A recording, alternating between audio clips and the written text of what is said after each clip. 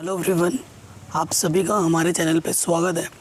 आज के इस वीडियो में जो क्लास 10th मैथमेटिक्स है उसका जो चैप्टर नंबर 3 है, pair of linear equation in two variables का रिवीजन वीडियो अपलोड कर रहा हूँ।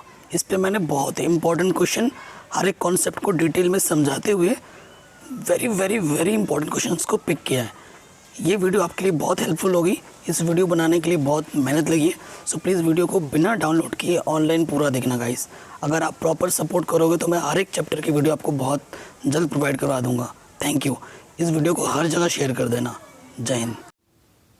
Class 10th mathematics chapter number 3 pair of linear equation in two variables का जो रिवीजन वीडियो है वो मैं बता रहा हूँ। इस वीडियो में पूरा आपका बेसिक्स और जितने भी इम्पोर्टेंट क्वेश्चन हैं और सीबीएसई में जितने भी क्वेश्चन पूछे गए हैं वो सारे मैं डिस्कस करूँगा। अगर आपने एनसीईआरटी देख ली और इस वीडियो को देख लेते ना तो बहुत फ़ायदा हो जाएगा, ठीक है। और इस चैप्टर के जो एमसीक्यूज़ है वो मैंने पहले ही करा रखे, लिंक्स मिल जाएगी आपको डिस्क्रिप्शन पे, उनको जाके देख लीजिएगा, ठीक है। एमसीक्यू को मैं नहीं कवर कर रहा हूँ, मैं question number 2 marks 3 marks 4 marks को कवर कर रहा हूँ, सेक्शन बी सी डी को कवर कर रहा हूँ, ठीक है। तो सबसे पहले बात करते हैं बेसिक्स की। बेसिक्स में क्या आ जाता है कि हमारे चैप्टर का नाम क्या है, pair of linear equation in two variables. So linear equation in two variables क्या होता है उसको पहले हम जान लेते हैं। और प्लीज़ गाइस वीडियो को लाइक कर दो क्योंकि वीडियो बनाने में बहुत मेहनत होती है, और वीडियो को पूरा वॉच करना ताकि वॉच टाइम काउंट हो। अगर वॉच टाइम काउंट होगा तो वीडियो बनाने में मज़ा आता है। आप लोग वीडियो को पूरा नहीं देखते हो, ठीक है। प्लीज़ गाइस वीडियो को ऑनलाइन ही देखा करो, इतना तो सपोर्ट कर सकते हो ना। तो देखो linear equation in two variables क्या होता है, ऐसे लिखेंगे एन इक्वेशन, जो भी इक्वेशन इस फॉर्म में होता है ना, A X plus B Y plus C equal to 0, ये जनरल फॉर्म होता है linear equation in two variable. Linear क्यों? क्योंकि यहाँ पर वेरिएबल क्या है, हियर जो वेरिएबल है हमारा, वेरिएबल्स क्या है हमारे पास, एक्स और वाई, और इनकी डिग्री कितनी है, डिग्री का मतलब होता है पावर में, एक्स की पावर में 1 है, वाई की पावर में 1 है, डिग्री 1 है। डिग्री 1 होने पे उसे क्या बोला जाता है, लीनियर। सो इसी वजह से ये क्या है, linear equation in two variables. Two variables कौन कौन से, एक एक्स है और एक वाई है। एंड यहाँ जो ए बी और सी वो आपका क्या है, आर रियल नंबर्स, ये आपके रियल नंबर्स हैं। कोई दिक्कत? तो इसे हम बोलते हैं linear equation in two variables. और चैप्टर में क्या लिखा है, pair of linear equation. Pair का मतलब होता है जोड़ा, पेयर का मतलब क्या होता है, जोड़ा। नाउ अगर ऐसे ही दो इक्वेशन लिख दोगे तो आप उसे पेयर बोल दोगे। Now pair of linear equation in two variables,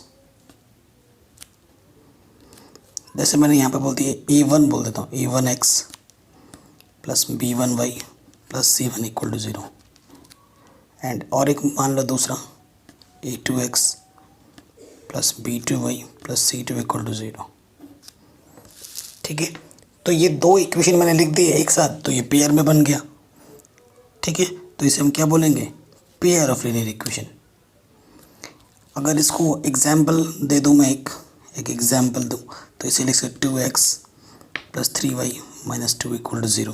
ये एक लीनियर इक्वेशन है टू वेरिएबल में। और अगर इसको भी इसी तरीके से मैं लिखना चाहूँ तो x लिख सकते हैं 3x माइनस की वाई प्लस की 2 इक्वल टू 0, 4x प्लस की 2y माइनस के 7 इक्वल टू 0, ठीक है। तो ऐसे हज़ारों हो सकते हैं, हज़ारों के अनंत लिख सकते हो इस टाइप के। तो वो तो मैं एक एग्जाम्पल दे रहा था थोड़ा सा, ठीक है ना। आया समझ में आपको? चैप्टर का जो नाम है उसके बारे में हमें समझ में आ गया कि पेयर ऑफ लीनियर इक्वेशन होती क्या है, लीनियर इक्वेशन क्या होती है वो भी पता चल गया। अब ये जो लीनियर इक्वेशन है ना, पेयर ऑफ लीनियर इक्वेशन, इनको सॉल्व करने के दो मेथड्स हैं। Methods of solving pair of linear equation in two variables, इसको सॉल्व करने के दो मेथड हैं। आप बोलोगे सर वो कौन कौन से दो मेथड है बताइए। सो पहला मेथड, दूसरा मेथड। पहले मेथड जो आ जाता है वो आता है ग्राफिकल मेथड। अभी हम करेंगे भी इस पे क्वेश्चन, ग्राफिकली मेथड। या इन शॉर्ट आप सिर्फ लिख सकते हो ग्राफिकल मेथड। ये हमारा पहला मेथड है। एंड दूसरा जाता है हमारा एल्जेब्रिक मेथड।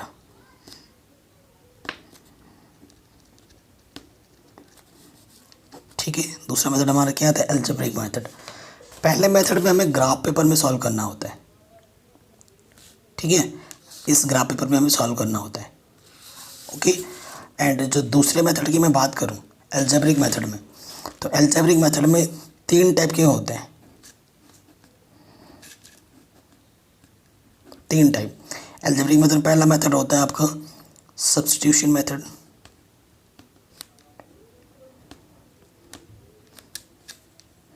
ठीक है, फिर आता है आपका एलिमिनेशन, एंड थर्ड आता है आपका क्रॉस मल्टीप्लिकेशन। बट अगर आप इस वीडियो को अगर 2021 के लिए करस्पॉन्डेंट से देख रहे हैं, 2021 में अगर इस वीडियो को देख रहे हैं, तो 2021 में इस आप क्रॉस मल्टीप्लिकेशन मेथड सिलेबस से हटा दिया गया है। तो ये मेथड से आपको नहीं पढ़ना है 2021 में। लेकिन अगर आप फ्यूचर में देख रहे हैं 2022, 23 फ्यूचर में देख रहे हैं, तो हो सकता है उसमें उस टाइम में सब करना पड़े। क्योंकि जब मैं ये वीडियो बना रहा हूँ इस टाइम पे पैंडेमिक चल रहा है ना, आपको पता ही पैंडेमिक चल रहा है, तो इस वजह से हमारा सिलेबस रिड्यूस हुआ है। तो उस सिलेबस में हमारा ये मेथड नहीं है बस। ठीक है, बाकी सब चीज़ें वो हम कवर करेंगे। आया समझ में इसके बारे में? ओके। और एक चीज़ देखो, सिर्फ ये वीडियो ही नहीं, आपको मेरे बाकी सारे चैप्टर मैंने करा रखे हैं, वो ज़रूर देख लेना। एनसीईआरटी मस्ट है, एनसीईआरटी के सारे एक्सरसाइज देख लेना। उनको देख के जब इस वीडियो को देखोगे ना तो मज़ा ही आ जाएगा। ठीक, इतनी गर्मी में मैं वीडियो शूट कर रहा हूँ, प्लीज़ इसको पूरा देखना, ऑनलाइन वॉच करना इस वीडियो को, और इस वीडियो को हर जगह शेयर कर देना ताकि हर स्टूडेंट को फ़ायदा मिल सके। ओके, नेक्स्ट टॉपिक जो आते हैं, कह रहे हैं possibilities of solution and inconsistency. इस टॉपिक पे क्वेश्चन बहुत पूछा जाता है। ठीक है, तो इस टॉपिक को कवर करने से पहले, क्योंकि A1 B1 C1 की बात होगी ना, सपोज या लेट हमारे पास 2 इक्वेशन हम मान लेते हैं। एक है 2x प्लस के 3y प्लस के 2 = 0, ये पहला इक्वेशन है। एंड दूसरा मेरे पास है x प्लस के 2y माइनस के 3 = 0। ठीक है, सो अगर फ्रॉम फर्स्ट में लिखूँ, फ्रॉम फर्स्ट, और इधर लिख दे रहा हूँ मैं फ्रॉम सेकेंड। A1 क्या होता है, x का कोफिशिएंट कितना है 2, B1 कितना है, y का कोफिशिएंट 3, एंड C1 कितना है, ये कांस्टेंट टर्म। साइन को भी देखते हुए चलना है, मैं सारे प्लस के तो प्लस को भी लिखा है। अब देखो फ्रॉम सेकंड, ये सेकंड इक्वेशन है। ठीक है, A1 कितना है, देखो x का कोफिशिएंट, जब कोफिशिएंट कुछ भी नहीं होता तो उसका मतलब 1 है। अच्छा, यहाँ A2 है। B2 कितना है, देखो y का कोफिशिएंट 2, एंड C2 कितना है, देखो भाई माइनस के 3। ये मैंने आपको क्यों बताया, क्योंकि इसकी ज़रूरत पड़ेगी हमें क्वेश्चन को सॉल्व करने के लिए अभी हमें, तो ये हमें आना चाहिए। ठीक, आया समझ में कि A1 B1 A2 B2 C2 कैसे निकालते हैं समीकरण से, ये पता लग गया हमें। ओके, अब मैं एक एक करके चीज़ें बताता हूँ, ध्यान से याद रखना और हमेशा याद रखना। पहला case 1, if A1/A2 does not equal B1/B2।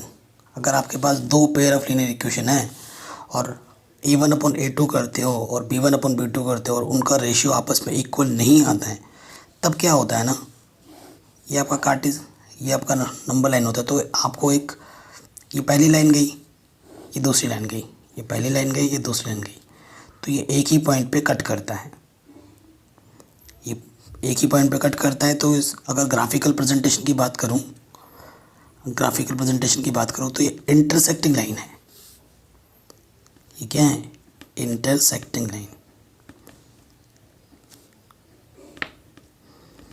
ठीक है, इंटरसेक्टिंग लाइन है, और कितने पॉइंट पे कट किया उसने, एक ही पॉइंट पे। जितने कट मिलते हैं ना उतने ही आपके सोल्यूशन होते हैं। तो आप क्या लिखोगे नेक्स्ट पॉइंट पे, एग्जैक्टली 1 सोल्यूशन, एग्जैक्टली 1 सोल्यूशन। या इसको दूसरा वर्ड में भी नाम देते हैं, और करके लिख लो, या फिर यूनिक सोल्यूशन। इसे एग्जैक्टली वन सोल्यूशन बोलो या फिर इसे क्या बोलो, यूनिक सोल्यूशन, कोई दिक्कत नहीं है। और ये जो होता है ना, जब सोल्यूशन मिल रहा है हमें तो सिस्टम क्या होता है, कंसिस्टेंट होता है। System is consistent. जब सोल्यूशन मिलेगा, चाहे एक मिले, दो मिले या अनेक मिले, जब जब सोल्यूशन मिलेगा तब तब सिस्टम जो हमारा होगा वो क्या होगा, कंसिस्टेंट होगा। और जब सिस्टम हमारा कंसिस्टेंट होता है तभी हमें ग्राफ खींचने के लिए भी क्वेश्चन में बोल देगा, एनसीईआरटी में पढ़ोगे। तो ऐसे में जब रेशियो A1/A2 इक्वल नहीं होगा B1/B2 के, तो इंटरसेक्टिंग लाइन होगी इस तरीके से, एक ही पॉइंट पे कट करेगा, इसलिए एग्जैक्टली वन सोल्यूशन होगा, जिसे हम यूनिक सोल्यूशन भी बोल सकते हैं। और सिस्टम हमारा कंसिस्टेंट रहेगा। ये तो केस 1 था। अब आ जाते हैं केस 2 पे। केस 2 पे क्या होता है कि इफ़ A1/A2, B1/B2 और C1/C2 ये तीनों अगर इक्वल हो जाएं तब क्या होगा, जब तीनों रेशियो अगर आपस में इक्वल हो जाए तब क्या होगा। देखो, इसमें फिगर में बना के समझाऊं तो मानो पहली लाइन आपकी ऐसे गई, ये पहली लाइन है, और इसी के ऊपर से दूसरी लाइन भी जाती है। इस केस में इसी लाइन के ऊपर से, एक्चुअली वो दो लाइन ना होकर वो एक ही लाइन होता है। जब एक लाइन के ऊपर से दूसरी लाइन जाती है तो इसके हर एक पॉइंट पे वो टच कर रहा है। कितने पॉइंट पे टच कर रहा है, इतने पॉइंट पे टच कर रहा है कि हमें पता भी नहीं है ना। तो हर एक पॉइंट पे इसको टच करते हुए जा रहा है। एक लाइन के ऊपर दूसरी लाइन है, दूसरी लाइन और पहले लाइन एक ही लाइन के ऊपर है, ठीक है। इस पेन के ऊपर अगर दूसरा पेन रख दूंगा तो पेन को पूरा टच करेगा, इतने बिंदुओं पर टच करेगा कि हम गिन भी नहीं सकते, है कि नहीं। तो इसमें क्या होता है, इसमें क्या होता है, इसे क्या बोलते हैं ग्राफिकली, कोइंसिडेंट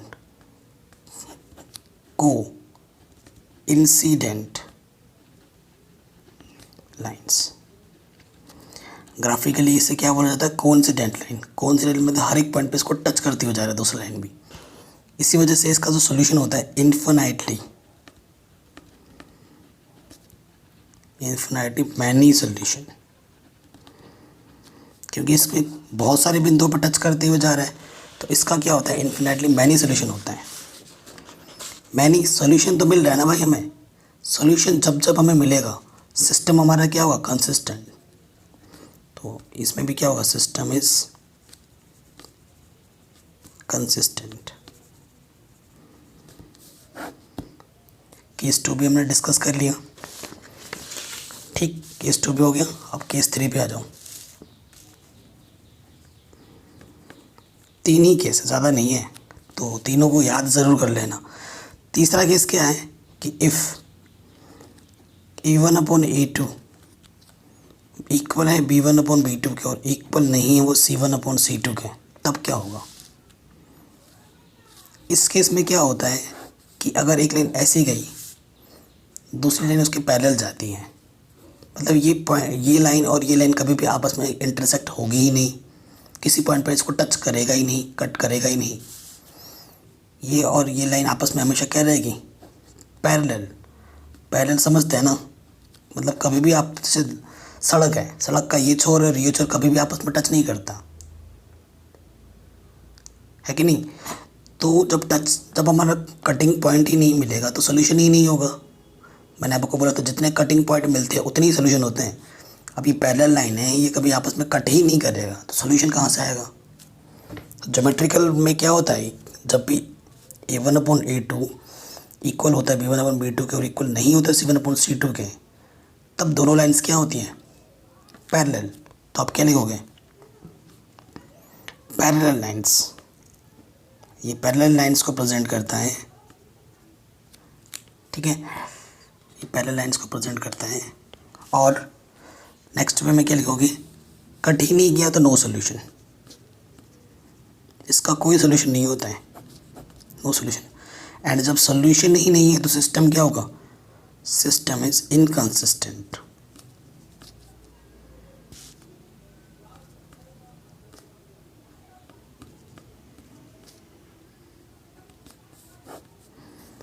ठीक है, तो हमने तीनों केस हमने डिस्कस कर लिए, तीनों केस हमने डिस्कस लिए। अब इसमें मैंने एक चीज़ आपको अभी नहीं बताया, क्या नहीं बताया कि जो तीन मेथड जो बताया वो मैंने आगे बताना है, अभी नहीं बताएंगे हम, ठीक है, क्योंकि वो टॉपिक अभी आगे आएगा तो वहाँ पर हम करेंगे। तो फिलहाल के लिए इसकी ज़रूरत हमें पड़ेगी। और ये जो 3 केस हमने डिस्कस किए ना, मैं आपको 100% श्योरिटी देता हूँ कि इन 3 टॉपिक्स से रिलेटेड एक क्वेश्चन बड़े मार्क्स में, एक क्वेश्चन छोटे मार्क्स में ज़रूर आएगा। छोटे मार्क्स मतलब MCQs में, और बड़े मार्क्स में मतलब 2 नंबर या 3 नंबर वाले क्वेश्चन में तो एक क्वेश्चन पक्का आएगा इसमें से। 100% गारंटी है कि इनमें से क्वेश्चन पूछा ही जाएगा, ठीक है। तो ये जो 3 मेथड है हम अभी डिस्कस करेंगे थोड़ी देर में। तो देखिए, जो टॉपिक अभी हमने डिस्कस किए 3, उन्हीं टॉपिक्स पे क्वेश्चन 2016 में पूछा गया CBSE में, ठीक है। हालांकि ये क्वेश्चन 1 मार्क्स से पूछा गया था। देखिए क्या बोल रहा है क्वेश्चन, बहुत ही ईजी है। कह रहे हैं find whether the lines represented by this and this are parallel, consistent और इनकंसिस्टेंट, सॉरी पैरेलल, इंटरसेक्टिंग और कंसिस्टेंट। क्या है ये बताना है, ठीक है। मतलब जो भी हो, हम भगवान तो है नहीं कि देखते ही बता देंगे, हमें तो जो कंडीशन हमने 3 पढ़ी है उसको चेक करना ही पड़ेगा। तो आप ऐसे प्रॉपर वे में लिखेंगे एग्जाम में, गिवन लाइन्स 2x + y, ये प्लस का जो 3 है ना, कभी भी राइट साइड में रहेगा तो उसे उठा के लेफ्ट पे लाना सारा चीज़, क्वेश्चन 1। एंड जो दूसरा है 4x + 2y, ये 6 प्लस के तरह के क्या हो जाएगा माइनस का, ये क्वेश्चन नंबर 2 है। अब लिखोगे हियर, देखो e1 कितना है, x का कोफिशिएंट 2, b1 कितना है, y का कोफिशिएंट 1, और c1 को क्या है, कांस्टेंट टर्म माइनस के 3। फिर आ जाओ, e2 कितना है, x का कोफिशिएंट 4, b2 कितना है, y का कोफिशिएंट 2, एंड c2 कितना है, माइनस के 6। कोई दिक्कत नहीं है। नाउ रेशियो फाइंड करेंगे, a1/a2, a1 है 2, a2 है 4, 2 1 = 2, 2 2 = 4। b1/b2, b1 है 1, b2 है 2, c1/c2, c1 है -3, c2 है -6, माइनस से माइनस कैंसिल, 3 1 = 3, 3 2 = 6।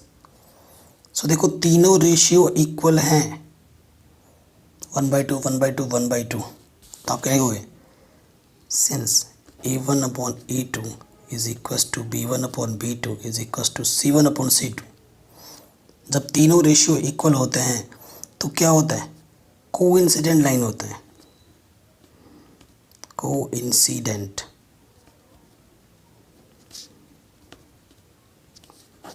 कोइंसिडेंट लाइन होता है। कोइंसिडेंट लाइन अभी आपको मैंने बताया था, इस तरीके से एक लाइन गई, इसी के ऊपर से दूसरी लाइन भी जाती है।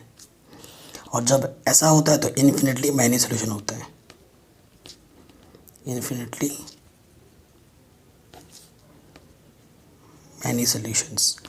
मैनी सोल्यूशन तो है ना, चाहे मैनी क्यों ना हो, जब जब सोल्यूशन होता है तो सिस्टम क्या होता है, सिस्टम इज कंसिस्टेंट। ये आपका आंसर आ जाएगा, ठीक है। बहुत ही सिंपल क्वेश्चन था, बस कॉन्सेप्ट पता हो, बाकी क्वेश्चन तो बड़ा आसान था, है कि नहीं, आराम से बन गया, कोई दिक्कत ही नहीं थी। अब आते हैं, ये क्वेश्चन 2012 में पूछा गया था 2 मार्क्स में, इसी कॉन्सेप्ट पर बेस्ड क्वेश्चन है, ठीक है। ये इस टाइप के क्वेश्चन आपके NCERT में भी मिलेंगे। कह रहे फॉर व्हाट वैल्यू ऑफ की, ये जो इक्वेशन है और ये जो इक्वेशन है will have infinitely many solution, कि ये इन्फिनिटली मैनी सोल्यूशन देंगे। तो देखो वही उसी तरीके से लिखना है, गिवन लाइंस। पहला है 2x 3y + 4, मतलब प्लस का 4 आके इधर क्या हो जाएगा, माइनस का 4। ये इक्वेशन 1 है। दूसरा क्या है हमारे पास, एंड k + 2x 6y, ये प्लस का इधर के क्या होगा, माइनस का।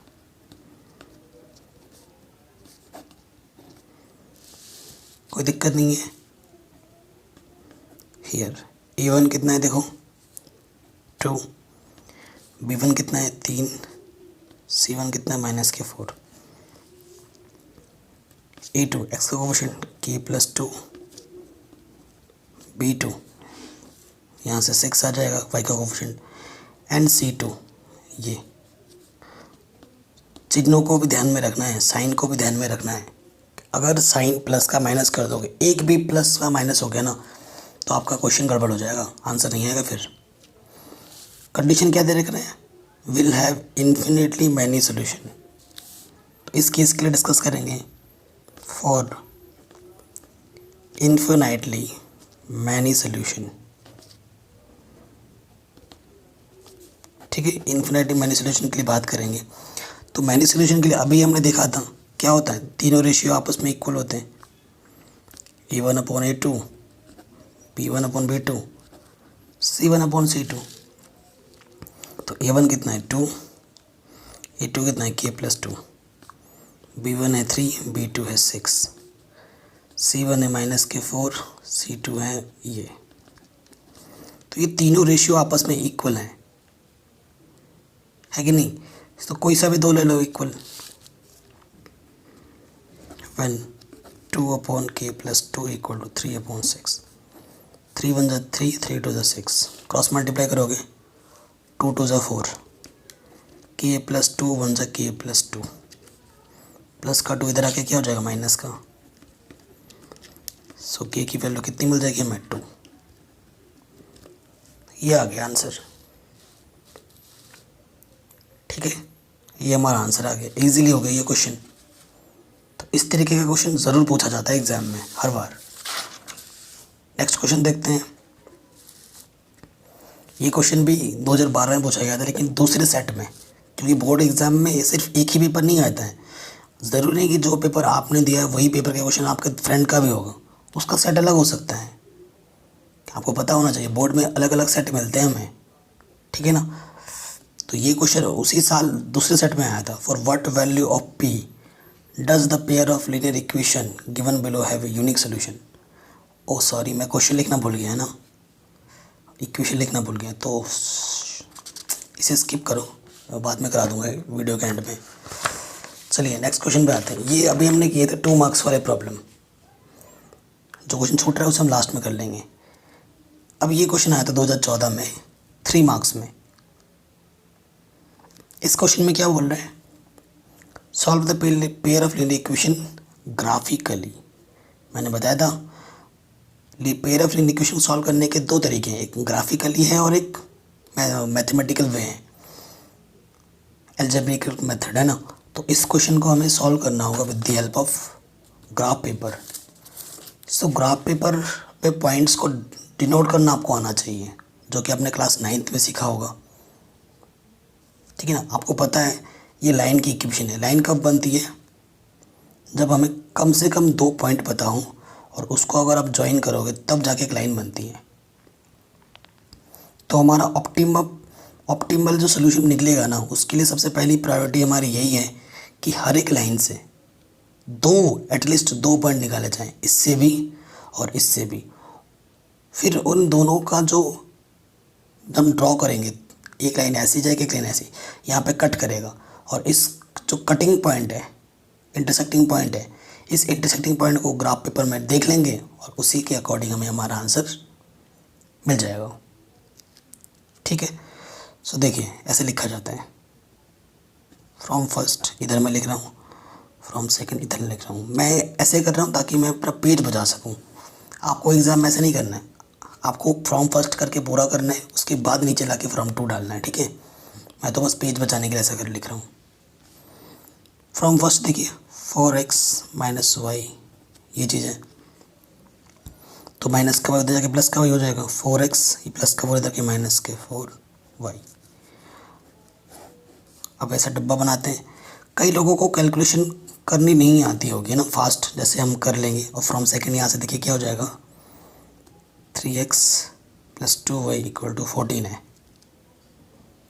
ठीक है, ये हमारे पास है। अब देखिए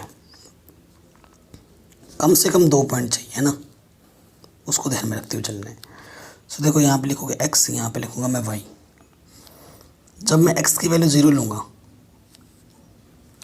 तो 4 इंटू 0 0 हो जाएगा। 0 में से 4 माइनस करोगे तो -4, तो y की वैल्यू क्या आ जाएगी -4, यानी कि P पॉइंट। तो पहला पॉइंट है, पहले x आता है फिर y आता है ना, तो जो P पॉइंट है हो जाएगा 0, y आ जाएगा -4। इसमें मैं दोबारा से y के प्लेस पे ना तो 4 लेट कर सकता हूँ, नहीं 0 लेट कर सकता हूँ, क्योंकि ये एक बार आ चुका है तो दोबारा आप नहीं लेट कर सकते। और आप इंडिपेंडेंट हो, कुछ भी लेट कर सकते हो x और y को, कुछ भी, लेकिन हमेशा कोशिश यही रखो कि ऐसा वैल्यू हम लेट करें कि वो प्रॉपर सोल्यूशन हो के हमें एक इंटीजर दें। उससे इंटीजर मिलने पर क्या होता है ना, प्रॉपर प्रेजेंटेशन जो होती है वो सही होती है, सटीक होती है। ज़रूरी है कि आप इंटीजर पे ही सोल्यूशन आएगा, आपका फ्रैक्शन पे भी आ जाता है, लेकिन एक प्लस पॉइंट होता है अगर इंटीजर में आ रहा है तो प्रेजेंटेशन करना अच्छा सिंपल हो जाता है। ठीक है, एक बार मैंने x की वैल्यू 0 रखी थी, अब मैं y की वैल्यू 0 रख दूंगा। अगर मैं y की वैल्यू 0 रखता हूँ, देखो अगर मैं y की प्लेस पे मैं 0 रख देता हूँ, यहाँ मैंने 0 रख दिया y के प्लेस पे, ठीक है, तो ये 0 हो गया इस तरफ, माइनस का 4 उधर जाके प्लस का 4 हो जाएगा, 4/4 यहाँ पर क्या जाएगा 1। तो जो Q पॉइंट है वो होगा 1,0। ठीक है, सो मैंने पहला कर दिया तो पहला को प्रेजेंट भी कर देता हूँ ताकि यहाँ दिखे भी आपको। ये देखिए, ये आपको आना चाहिए पूरा, ठीक है ना। मैं पेन से कर रहा हूँ लेकिन आपको एग्ज़ाम में पेन से नहीं, आपको पेंसिल से करना है। ठीक, ये हमारा पॉइंट क्या होता है, ओरिजिन। ये x एक्सिस प्लस में, इधर x डैश माइनस में, इधर y की वैल्यू प्लस में और इधर नीचे y की वैल्यू माइनस में डैश।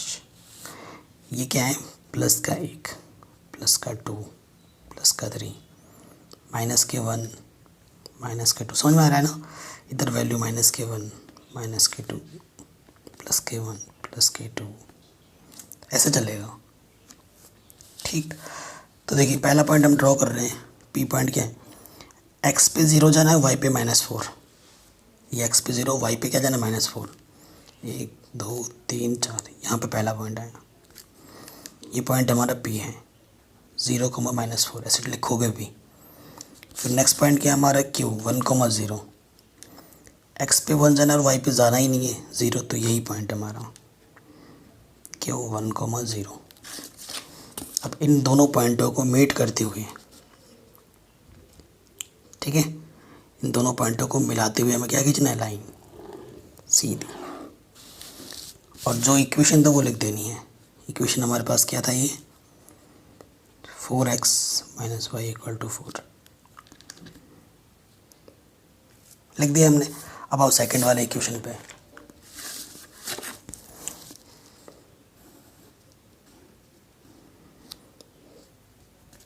देखो यहाँ x लिखेंगे, यहाँ y लिखेंगे, तो मैं पहले y की वैल्यू 0 लेट करता हूँ, x की वैल्यू 0 लेट करता हूँ। x की वैल्यू अगर 0 लेट करूँगा तो 2y बचेगा, 2 7 जा, ठीक है। अब ये चीज़ हो गई। अब और क्या किया जा सकता है, देखो यहाँ पर 3x + 2y है। मैंने अभी आपको बताया कि आपको हमेशा वो वैल्यू लेट करनी है जिससे आपका सोल्यूशन पूरा पूरा चला जाए, पूरा पूरा हो जाए ना, उससे बढ़िया होता है। ठीक, तो हमने 0 लेट किया। अब और क्या कर सकते हैं, अगर मैं x की वैल्यू 2 लेट कर लूँ तो 6 हो जाएगा, 6 इधर जाके माइनस हो जाएगा, तो 14 में से 8 जाएगा, सॉरी 14 में से 6 जाएगा तो 8 बचेगा। हाँ, तो अगर x की वैल्यू मैं 2 लेट करता हूँ तो 2 यहाँ 4 बचेगा, क्योंकि 6 इधर जाके माइनस हो जाएगा, 14 में से 6 घटाओगे तो 8 आएगा, एंड 2 से डिवाइड हो जाएगा तो 2 4 8। ठीक है, तो यहाँ से ये पॉइंट R होगा, ये H हो गया। R पॉइंट हमारा 0,7 और H पॉइंट हमारा 2,4। ठीक है, x पे 0 है, y पे 7, 4 5 6 7, यहाँ आएगा क्या पॉइंट, R पॉइंट 0,7, और H पॉइंट क्या है, x पे 2 जाना, y पे 4, x पे 2 जाना, y पे 4, 1 2 3 4, यहाँ आप देख पा रहे हो ये जो पॉइंट है इसी पॉइंट के ऊपर आ गया है, इसी लाइन के ऊपर आ गया है, इंटरसेक्टिंग पॉइंट आपको मिल चुका है। ये पॉइंट क्या है 2,4।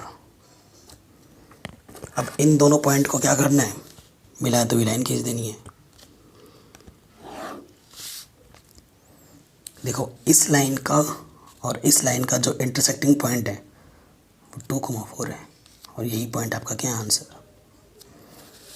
तो लिखना पड़ेगा इक्वेशन 3x + 2y = 14। ये इंटरसेक्टिंग पॉइंट देखिए 2,4 है ना। अगर हमें पॉइंट पता नहीं होता ये तो कैसे पता करते हैं, हम देखते x पे कितना गया, x पे 2 गया और देखते y पे कितना गया, 1 2 3 4।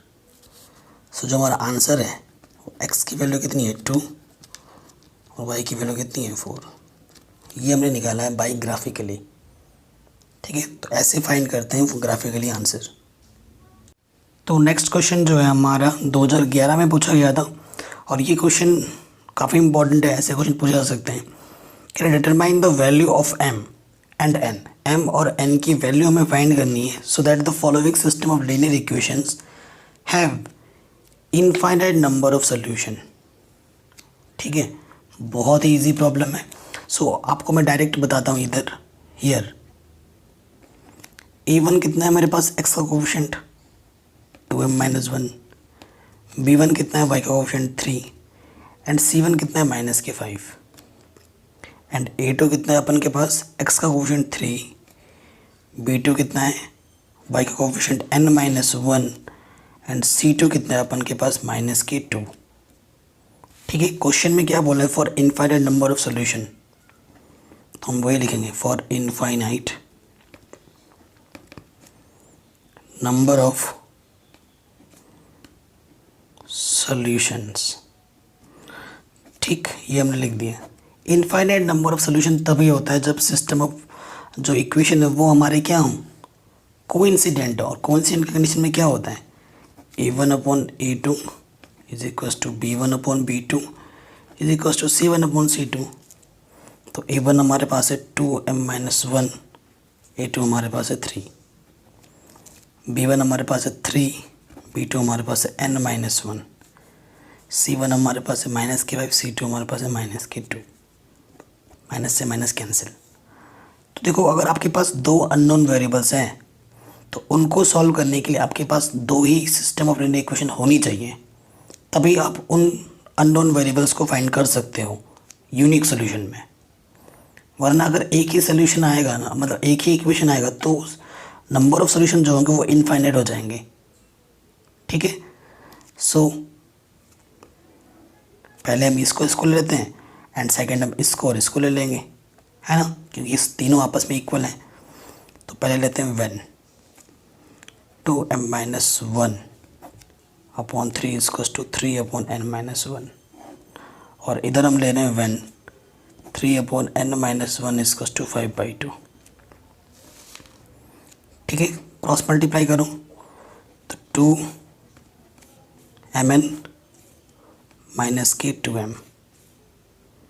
ठीक है, 2m से मैंने मल्टीप्लाई कर दिया, फिर -n माइनस प्लस का 1 एंड 3 3 = 9। तो यहाँ से आ गया 2mn - 2m -n प्लस का 1 उधर के माइनस हो जाएगा 8। और यहाँ से देखिए क्रॉस मल्टीप्लाई जब हम करेंगे तो 5n - 5 2 3 = 6। ये -5 उधर के ऐड हो जाएगा 11 हो जाएगा। सो n की वैल्यू क्या आएगी 11/5। आंसर n की वैल्यू हमें 11/5 मिल चुकी है। अब हमें m की वैल्यू फाइंड करनी है। ठीक, तो देखो यहाँ से 2m कॉमन है और यहाँ से क्या बचा n-1। ठीक है, और यहाँ से -n। अब बस कैलकुलेशन कर लो, n की वैल्यू पुटअप कर दो 11/5 -1। ठीक, इसको बस अब सॉल्व करना है और कुछ बचा ही नहीं है इसमें। 2m इधर इसको सॉल्व करोगे 11 - 5 एलसीएम लेके।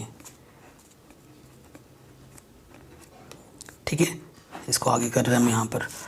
सो देखिए यहाँ पर आ जाएगा 2m 11 में से 5 गया 6/5 माइनस की 11/5 इक्वल टू 8। तो यहाँ से ऊपर से कितना आ रहा है 12m।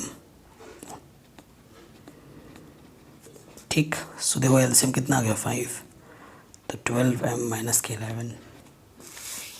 ठीक है, और सॉल्व करते हैं। तो 12m माइनस इसके अपन में 1 ले लो, इसकी मल्टीप्लाई इसके साथ और इसकी मल्टीप्लाई इसके साथ, 8×40। तो 12m ये उधर जाके ऐड हो जाएगा, तो ये हो जाएगा 51। तो m की वैल्यू आ जाएगी 51/12। तो ये m की वैल्यू होगी और ये n की वैल्यू आएगी। ठीक है, इजीली हो गया। बस कैलकुलेशन पे आपको फोकस करना है। सिंपल क्वेश्चन था, आराम से हो गया। अगला क्वेश्चन है ग्राफिकली सॉल्व करने के लिए आया है फिर से। ये क्वेश्चन पूछा गया है 2015 में। ठीक है, 2015 में क्वेश्चन पूछा गया था इसको। क्वेश्चन पढ़ के आपको अजीब लगेगा क्योंकि चैप्टर का नाम पेयर ऑफ लीनियर इक्वेशन है और इस क्वेश्चन में आपको 3 दे रखा है, 1 2 3। इसी वजह से ये क्वेश्चन बच्चों को टफ लग रहा होगा, लेकिन ये क्वेश्चन बोर्ड में जो क्वेश्चन आते हैं ना वो आपके दिमाग से भी थोड़ा बहुत खेलता है एक आध क्वेश्चन में, और ये क्वेश्चन आपके दिमाग से खेल रहा था। पढ़ो क्वेश्चन को, अब देखो कितना ज़बरदस्त क्वेश्चन है। कह रहे हैं 3 lines 1 2 3 are inclosing a beautiful triangular park. ये तीनों लाइन मिलकर एक ब्यूटीफुल ट्रायंगुलर पार्क बनाते हैं। Find the point of intersection. हमें इन तीनों लाइन का पॉइंट ऑफ इंटरसेक्शन फाइंड करना है of the lines graphically and the area of the park. जो पार्क बनेगा उसका आपको एरिया भी फाइंड करना है if all measurements are in kilometre. जो एरिया आएगा वो आपका आंसर किस में छोड़ना है, आपको किलोमीटर में छोड़ना है। बहुत ही शानदार क्वेश्चन है। ठीक है, अब देखिए कैसे करेंगे। जब पहला लेंगे फ्रॉम फर्स्ट, इसे मैं फर्स्ट बोल रहा हूँ, इसे सेकंड और इसको थर्ड। ठीक है, फ्रॉम फर्स्ट पहला वाला देखो क्या है, x + 3y = 6। ये हमारा पहला इक्वेशन है और यहाँ मैं लिख देता हूँ फ्रॉम सेकंड। सेकंड क्या है हमारे पास 2x - 3y = 12। डब्बा बनाइए, पॉइंट्स निकालने हैं। x y यहाँ P पॉइंट, यहाँ Q पॉइंट, यहाँ R पॉइंट, यहाँ S पॉइंट। एटलीस्ट 2 पॉइंट चाहिए होता है, मैं तो 2 पॉइंट की ही बात कर रहा हूँ। अगर मैं x 0 लेता हूँ तो 3y बचेगा ओनली, तो 3 × 6, तो y की वैल्यू 2 आ जाएगी। अगर y 0 लेता हूँ तो x की वैल्यू क्या आ जाएगी 6। इतना कैलकुलेशन तो आता होगा ना, नहीं आता तो यहाँ रख के देख लो, y की प्लेस पे 0 रखो, सॉल्व करो, आपको मिल जाएगा। 2 पॉइंट मिल गए। इधर आ जाऊँ, x की प्लेस पे जब मैं 0 रखूँगा 3 4 जा, तो y की वैल्यू -4, और y के प्लेस पे जब मैं 0 रखूँगा तो 2 6 जा, x की value 6। Intersecting point, intersecting point निकालने का शॉर्ट ट्रिक बताऊँ। जब आप पॉइंट्स बना रहे होगे ना, तो अगर इन दोनों में कोई पॉइंट कॉमन दिख रहा है तो वो पॉइंट आपका इंटरसेक्टिंग पॉइंट हो जाता है। 6,0 6,0, तो इंटरसेक्टिंग पॉइंट क्या है 6,0। अब ये 2 पॉइंट ड्रॉ करो, इन 2 पॉइंटों को देखो, मेजरमेंट देखो ज़रा भाई, ज़्यादा से ज़्यादा कौन सा 2 है, 6 है, -4 है, 6 है, और यहाँ पर एक ही वेरिएबल है x, ओनली x। कभी भी x = समथिंग हो, y = समथिंग हो, तो वो एक ऑलवेज स्ट्रेट लाइन बनता है। अगर x है तो y एक्सिस के पैरेलल होता है, और y = समथिंग होगा तो x एक्सिस के पैरेलल होता है। ये आपका क्लास 9th में ही पढ़ के आए हो। अब ये लाइन और ये लाइन तो इंटरसेक्टिंग हो रही है, x = 50, x = 50 बहुत दूर चली जाएगी। अगर मैं आपको बना के दिखाऊं, यहाँ देखो ये 0 है, यहाँ पे 1 2 3 4 5 6, 50 कहाँ जाएगा, कितनी दूर जाके, कभी वो कट ही नहीं करेगा। 50 यहाँ पर, अगर मैं बताऊँगा, अगर यहाँ पर जाऊँ इधर कहीं पर 50 आएगा। ये मेरा 6,0 पॉइंट है, एक्स पे 6 वाई पे 0, इसे मैं क्यू पॉइंट बोलता हूँ, और ये पॉइंट मेरा एच पी है ना। और देखो दूसरा पॉइंट क्या है, 0,2, एक्स पे 0 और वाई पे 2, यहाँ कहीं 2 होगा, तो ये है 0,2 पी पॉइंट। पहले इन दो पॉइंटों को हमें क्या करना है, मीट करना है। अभी आपको समझ में आ जाएगा कि x इक्वल टू 50 बस आपको भ्रमित करने के लिए दे रखा था, भ्रमित समझते हैं ना। और ये पॉइंट क्या है, ये पहला एक लिख भी दो यहाँ पर, x plus 3y equal to 6, और ये वाला पॉइंट क्या है, 0,-4, एक्स पे 0 वाई पे -4, इधर x प्लस में होता है, इधर नीचे y माइनस में होता है ना, बताइए आपको। 2 3 4 यहाँ कहीं पे -4 है सपोज करो। ये वाला पॉइंट हमारा क्या है, ये वाला पॉइंट हमारा है r, और जिसके कोऑर्डिनेट है 0,-4। अब इस पॉइंट को और इस पॉइंट को मीट करना है, ठीक है। तो ट्रायंगुलर रीजन बना, ये ट्रायंगल है, इस ट्रायंगल का हमें क्या फाइंड करना है, एरिया। इस ट्रायंगल का हमें एरिया फाइंड करना है।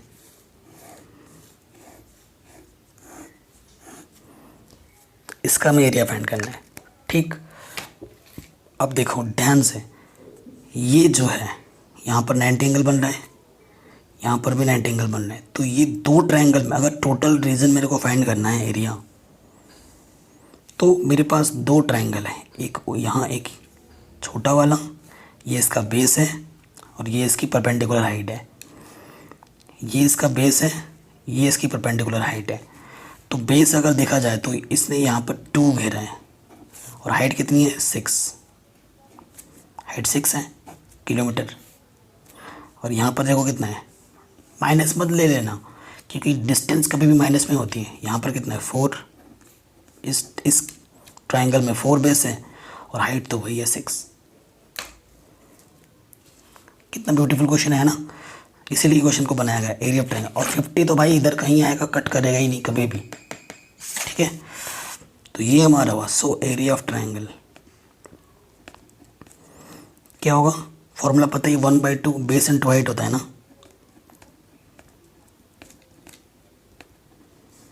यही होता है।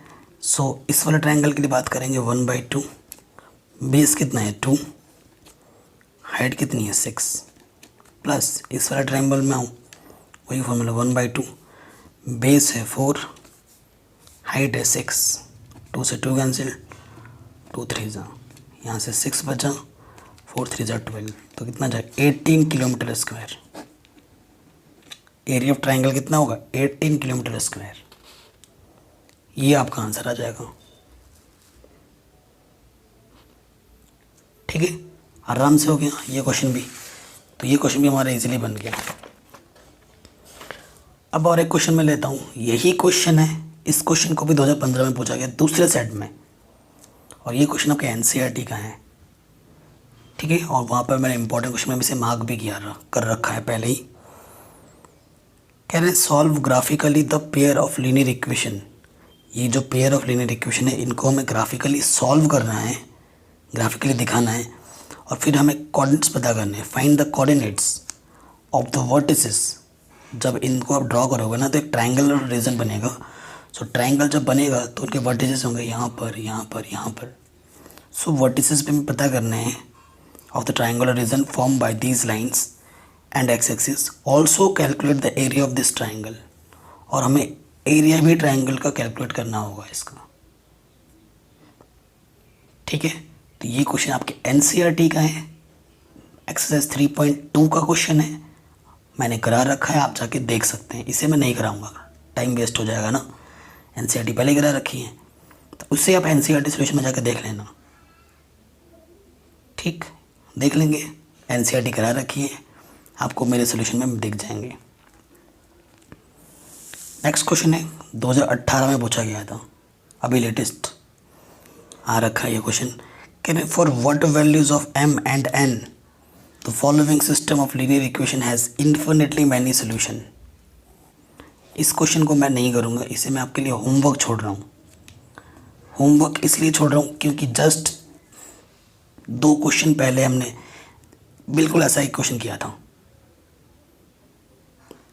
कि नहीं किया था, थोड़ी देर पहले किया था। इस क्वेश्चन को हम कैसे लिख लेंगे, पहले प्रॉपर वे में लिख लेना 3x प्लस के 4y माइनस का 12। और इन्फिनिट सोल्यूशन के लिए आपको पता ही है a1/a2 b1/b2 c1/c2 equal to 0। मतलब तीनों रेशियो आपस में इक्वल होते हैं, ये वाला कंडीशन फॉलो करोगे। एक बार इसको इक्वल ले लेना, एक बार इसको इक्वल ले लेना। 2 केस बनेंगे, 2 लीनियर इक्वेशन बनेंगे, उनको सॉल्व करोगे आंसर आ जाएगा। एंड दूसरा क्या हो जाएगा,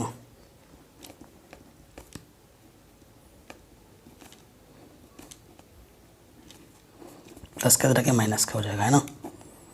तो कर लोगे ना, अगर नहीं कर पाओगे तो मेरे को करना पड़ेगा, वरना बहुत ही आसान क्वेश्चन है। पहले एक क्वेश्चन की तरह हमने कर रखा है, अभी जस्ट थोड़ी देर पहले ही किया था। चलो कर ही देते हैं, लेकिन एक बार आप खुद ट्राई कर लेना एक बार, ठीक है, फॉर इनफाइनाइट सोल्यूशन।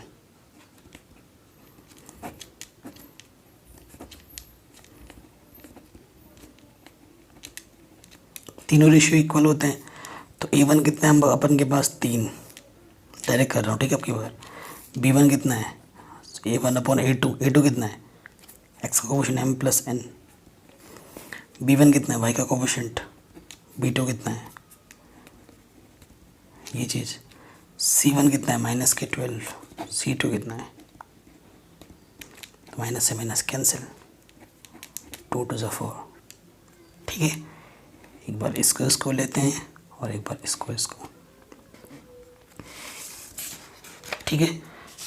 आगे बढ़ते हैं।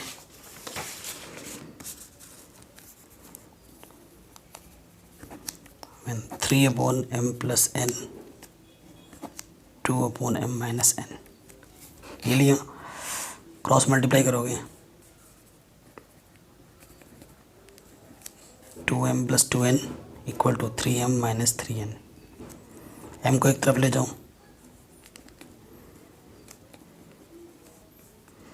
और n को एक तरफ ले आओ।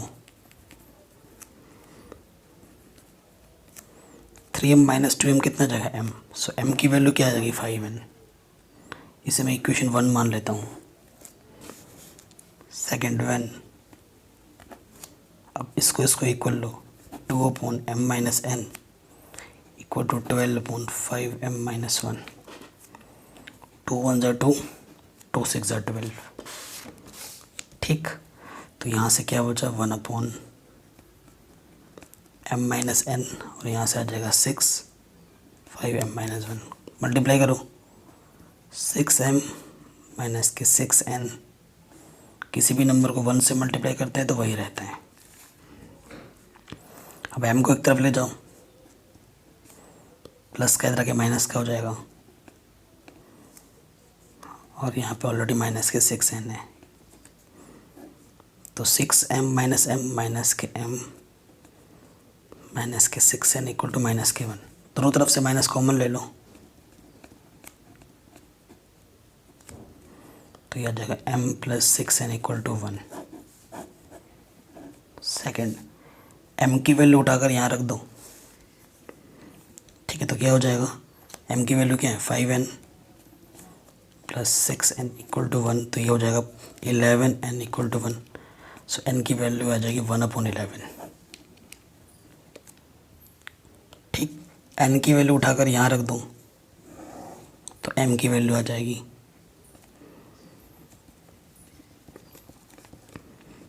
5/11।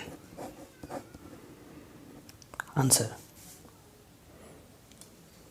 ठीक है। आराम से हो गया ये क्वेश्चन भी, ओके। आगे बढ़ते हैं।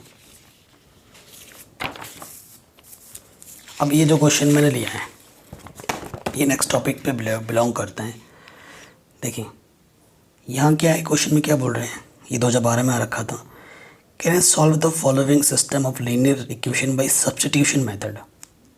स्पेसिफिक मेथड का नाम बोल दिया इसने, और इसी मेथड से इस क्वेश्चन को सॉल्व करना है।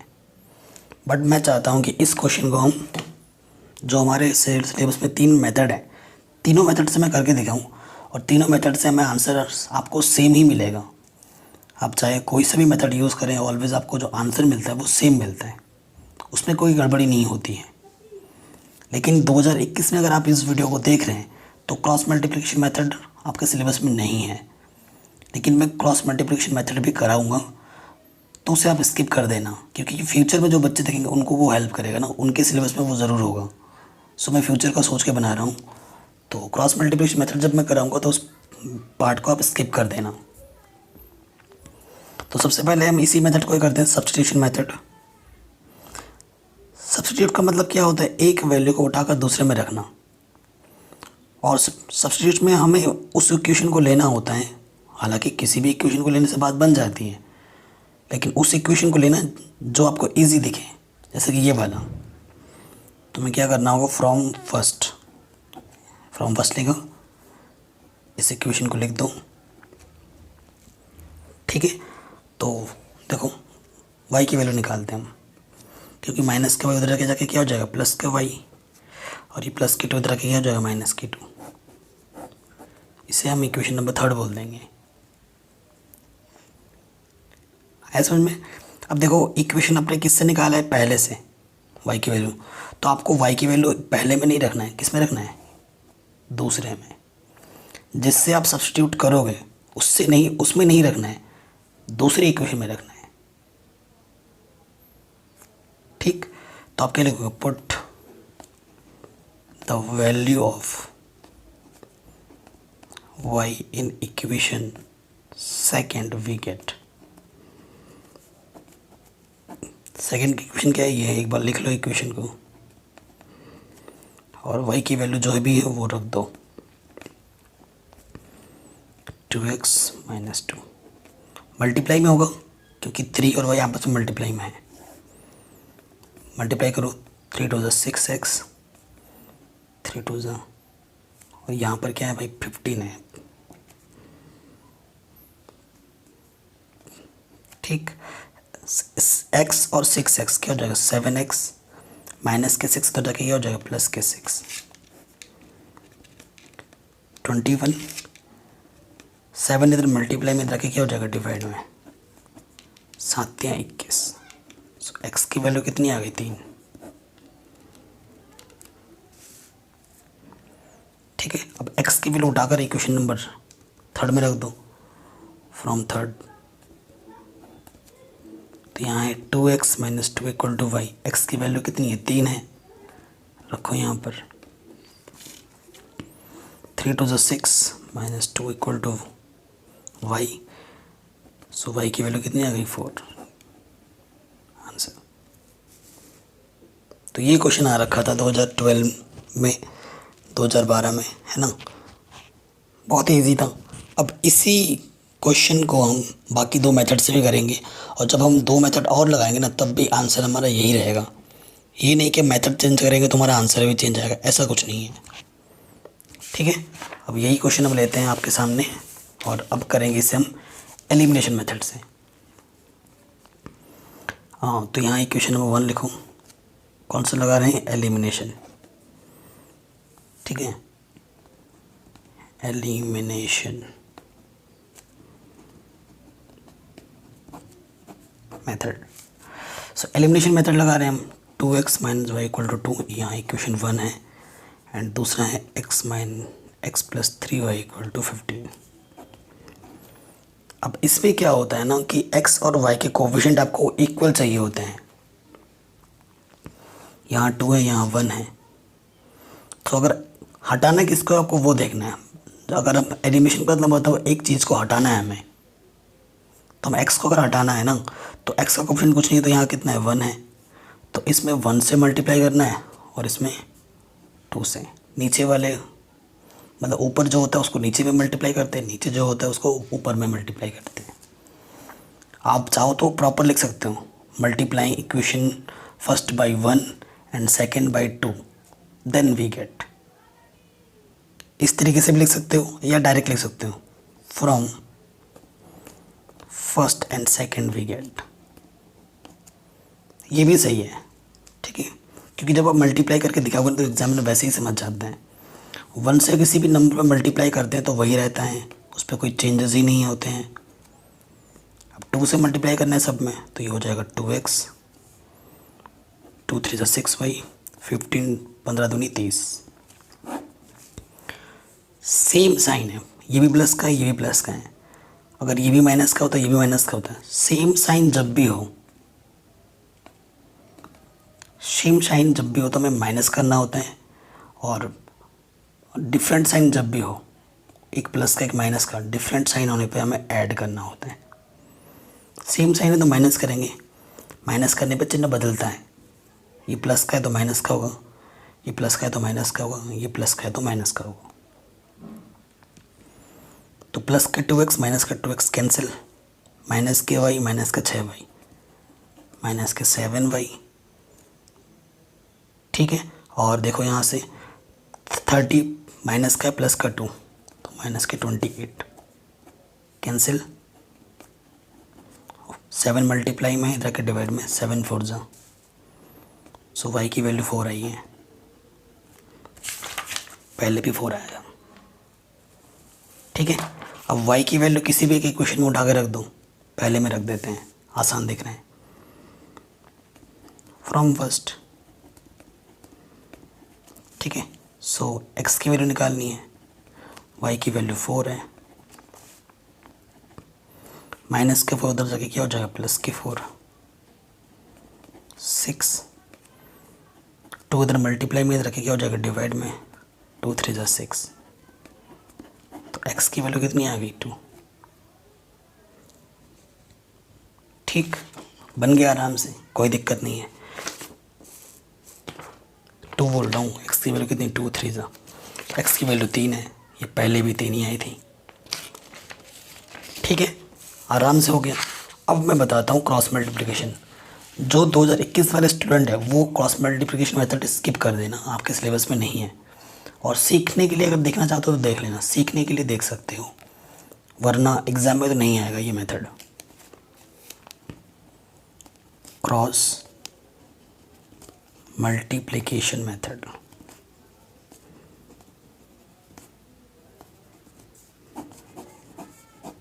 ठीक, इसमें क्या होता है ना, प्रॉपर ऐसे लिखा होता है, कुछ भी लेफ्ट में उसको राइट में ले आओ।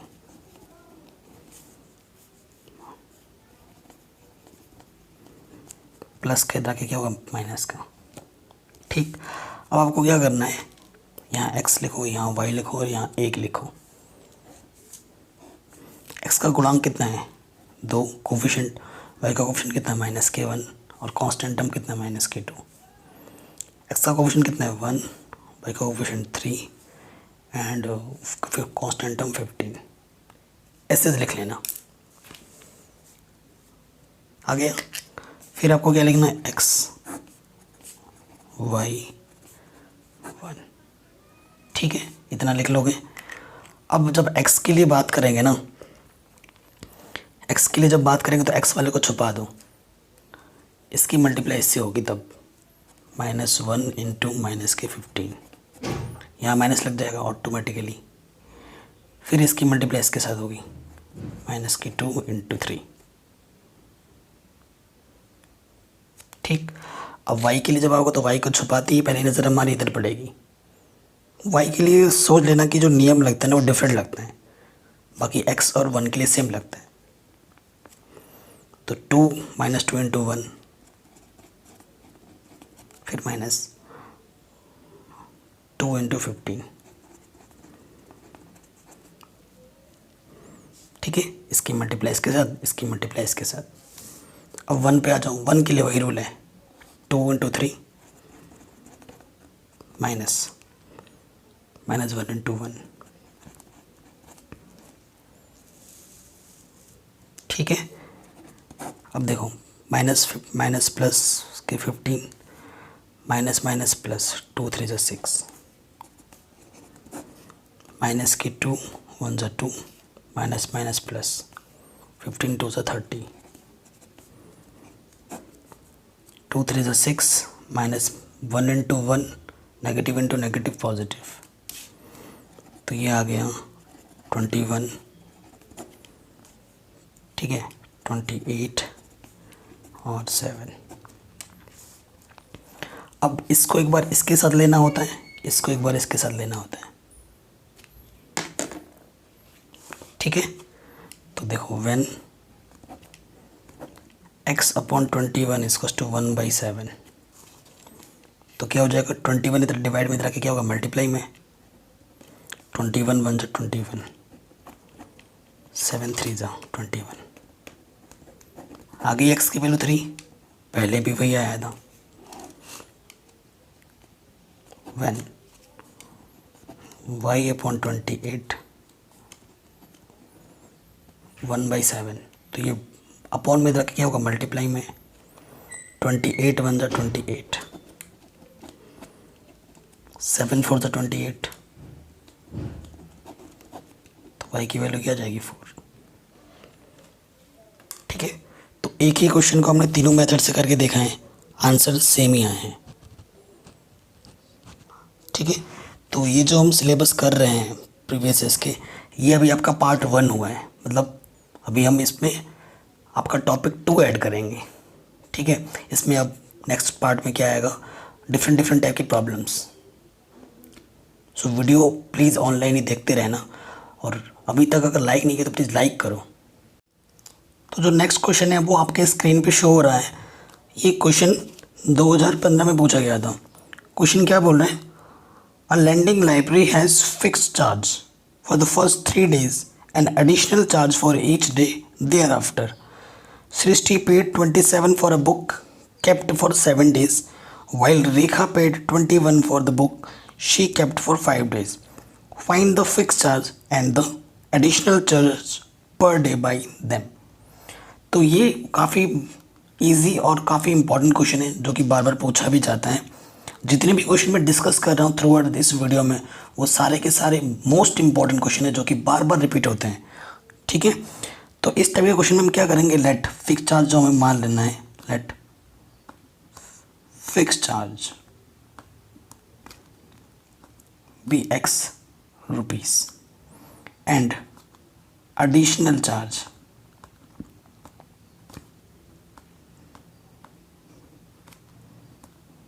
y rupees, ठीक है। तो अकॉर्डिंग टू फर्स्ट कंडीशन,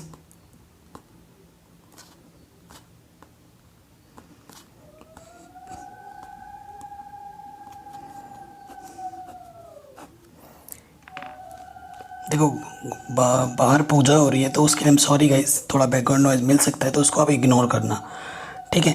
तो additional to according to first, जो देखो जो फिक्स चार्ज है वो 3 दिन का फिक्स चार्ज है, 3 दिन का x रुपीज़ है, और हर एक अलग दिन का y रुपये हमने लेट किया है, ठीक है।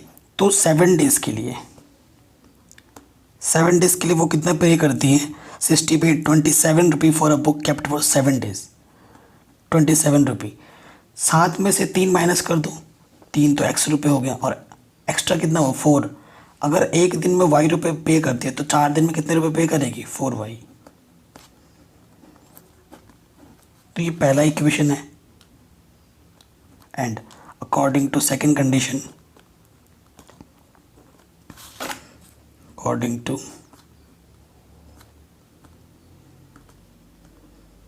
सेकंड कंडीशन, सेकंड कंडीशन में क्या होता है, कितने दिन के लिए, 21 रुपये वाइल देखा पेड 21 रुपये for she kept for 5 days,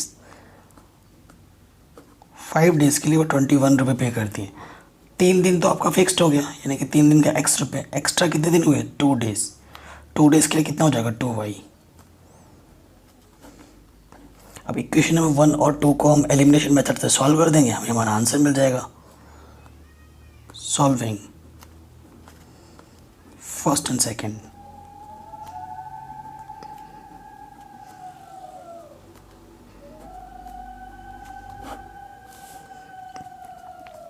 तो x का एलिमिनेट, 4y से 2y माइनस करेंगे तो 2y, यहाँ से आ जाएगा 6, तो 2 3 जा 6, तो y की लिए वैल्यू कितनी है 3 डे। तो y हमने क्या लेट किया था, per day charge, per day extra charge, per day extra charge कितना रुपये आएगा, 3 रुपये किताब रखने का। y की वैल्यू किसी भी इक्वेशन में रख दो, यहाँ रख देते हैं फ्रॉम सेकंड, तो y की वैल्यू कितनी है 3, पहले इक्वेशन लिख लेते हैं।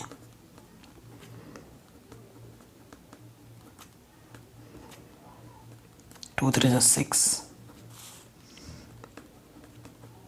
प्लस का आगे माइनस का हो गया। सो x कितना आ जाएगा, 21 में से 6 माइनस करो तो कितना आ गया 15। तो पहले दिन का 3 दिन का जो किराया है वो तो फिक्स जो किराया है, फिक्स चार्ज वो हमारा कितना है 15 रुपीज़। तो फिक्स चार्ज हमारा 15 रुपीज़ होगा और जो एडिशनल चार्ज होगा पर डे का वो 3 रुपये होगा हर एक दिन का। ठीक है, तो ये क्वेश्चन भी हमारा बन गया। अब आते हैं हम हमारे नेक्स्ट क्वेश्चन पे। तो नेक्स्ट क्वेश्चन है वो भी काफ़ी इम्पॉर्टेंट है और ये क्वेश्चन भी पूछा गया है 2013 में बोर्ड एग्ज़ाम में। ठीक है, स्क्रीन पे शो हो रहा होगा आपके क्वेश्चन। क्या बोल रहे हैं, 2 men and 7 boys can do a piece of work in 4 days. It is done by 4 men and 4 boys in 3 days. How long would it take for 1 man or 1 boy to do it? देखो, किसी काम को 2 आदमी और 7 लड़के 4 दिन में करते हैं और उसी काम को 4 आदमी और 4 लड़के 3 दिन में कर देते हैं। तो अकेला आदमी या फिर अकेला लड़का उसी काम को कितने दिन में करेगा, ये क्वेश्चन पूछा गया था। और आपके एनसीईआरटी में जो क्वेश्चन है इसी टाइप का क्वेश्चन है, उसमें आदमी और औरतों के बारे में क्वेश्चन पूछा गया है। तो मिलता जुलता क्वेश्चन है, तो मैं ये कर रहा हूँ क्योंकि एनसीईआरटी क्वेश्चन तो हमने पहले ही कर रखे हैं। तो हम लेट करेंगे, late 1 man can finish the work in X days। हम ये मान लेंगे कि एक आदमी एक काम को X दिन में पूरा करता है and 1 boy can finish the same work in Y days। ठीक है, ये हमने मान लिया कि जो आदमी है वो X डेज पूरा करता है, जो लड़का है वो Y डेज में पूरा करते हैं। देन अगर एक आदमी X डेज में एक काम को पूरा करता है तो एक दिन में कितना करेगा, जितना भी काम होगा उसका एक पार्ट, है ना। Then work done by 1 man in 1 day। एक काम को वो X दिन में पूरा करता है तो एक दिन में उस काम का कितना पार्ट पूरा करेगा, 1/x पार्ट। ठीक है, similarly and work done by 1 boy in 1 day। तो एक लड़का एक काम को कितना करेगा, टोटल वो Y दिन में करता है तो एक दिन में उसका Y पार्ट करेगा। According to question, according to first condition, question दिख ही रहा होगा आपको स्क्रीन पे, है ना, साइड पे। 2 मैन एक आदमी एक दिन में इतना करता है, 2 आदमी कितना करेगा 2 मैन, 2/x करेगा प्लस 7 बॉयज़ 7/y कितना काम का 4 दिन में करता है। ठीक है, 4 दिन में करता है एक काम, तो एक काम का 4 पार्ट हो जाएगा तो 1/4 हो जाएगा। Equation number 1। ठीक है, and according to second condition,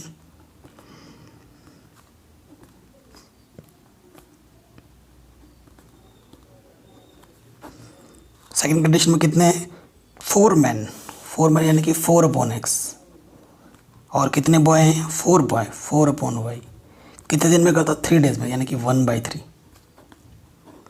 ये सेकंड इक्वेशन है। अब इस टाइप के क्वेश्चन हमने एनसीईआरटी में किए हैं।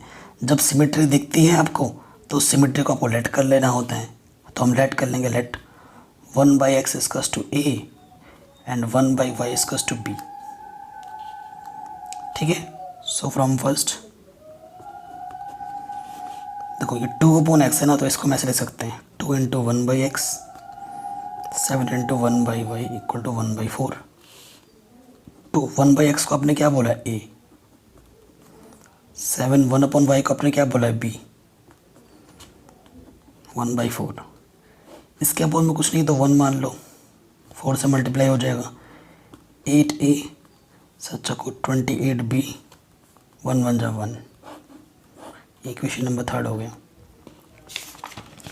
ठीक है, सिमिलरली फ्रॉम सेकंड क्या हो जाएगा,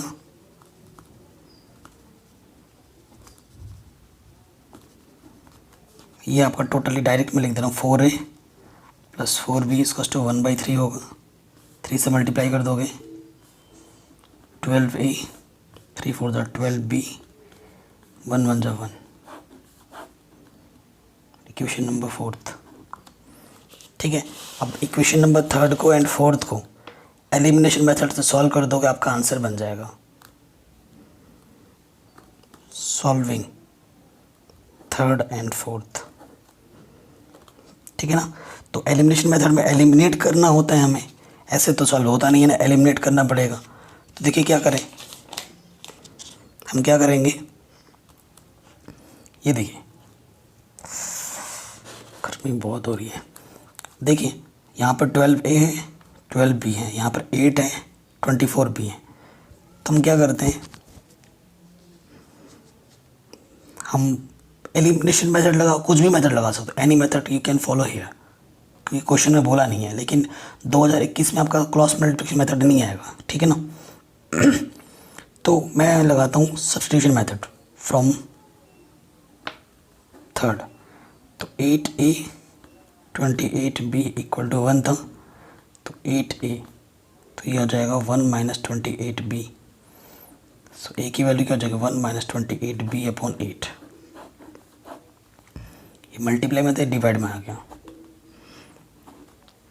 अब a की वैल्यू आपको कहाँ रखना है, ये आपने पहले इक्वेशन से निकालना है, तो आपको इसमें रखना है। आपने 3rd से निकाला है तो आपको 4th में रखना है। तो रखते हैं from 4th, 12a plus 12b equal to 1। a की वैल्यू कितनी है, 1 माइनस 28b अपॉन 8।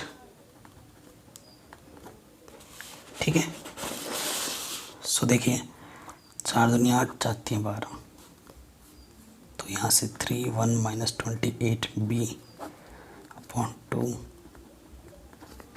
इसके अपन कुछ नहीं तो 1 आ जाएगा, एलसीएम कितना आ जाएगा, 2 1 जा 2। इसकी मल्टीप्लाई इसके साथ वही रहेगा, इसके साथ यहाँ पर। ठीक है, सॉल्व करते हैं, 3 से अंदर मल्टीप्लाई हो जाएगा, 3 3 8 3 दूनी 6, 6 2 8।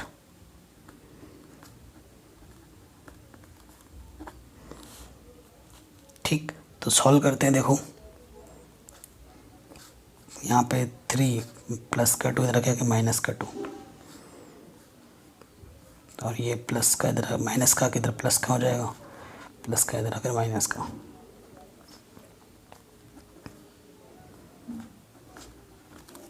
ठीक है, सो b की वैल्यू कितनी आ रही है,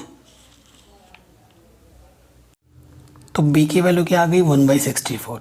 सिंस b को आपने क्या लेट किया था, b को आपने लेट किया था 1/y, तो b की वैल्यू 1 पुट कर दो यहाँ पर, 1/64 मल्टीप्लाई कर दो, y 1 जा y 64। सो अकेला boy, a single boy can finish that work in 64 days. मतलब अकेला लड़का उस काम को कितने दिन में पूरा करेगा, 64 डेज में। तो ये तो बॉय पूरा करेगा। अब आपको ए फाइंड करना है, तभी आप मैन के लिए भी बात करोगे। तो बी की वैल्यू किसी भी इक्वेशन में रख दूँ, यहाँ रख दे रहे हम। ये क्वेश्चन थोड़ा बहुत गड़बड़ लग रहा है, क्यों, चलो देखते हैं सॉल्यूशन आता है तो सही है। अब बी की वैल्यू हम यहाँ रखेंगे फ्रॉम 4th। ठीक है, तो यहाँ पर 12a plus 12b equal to 1 था। b की वैल्यू कितनी आई है, 1/64, वो हमने यहाँ रख दिया। कटेगा किसी से, 2 से काटो, 2 3 जा 2 2 जा 2 6 जा 2 16 2 3 जा, तो 12a प्लस 3/16 इक्वल्स टू 1।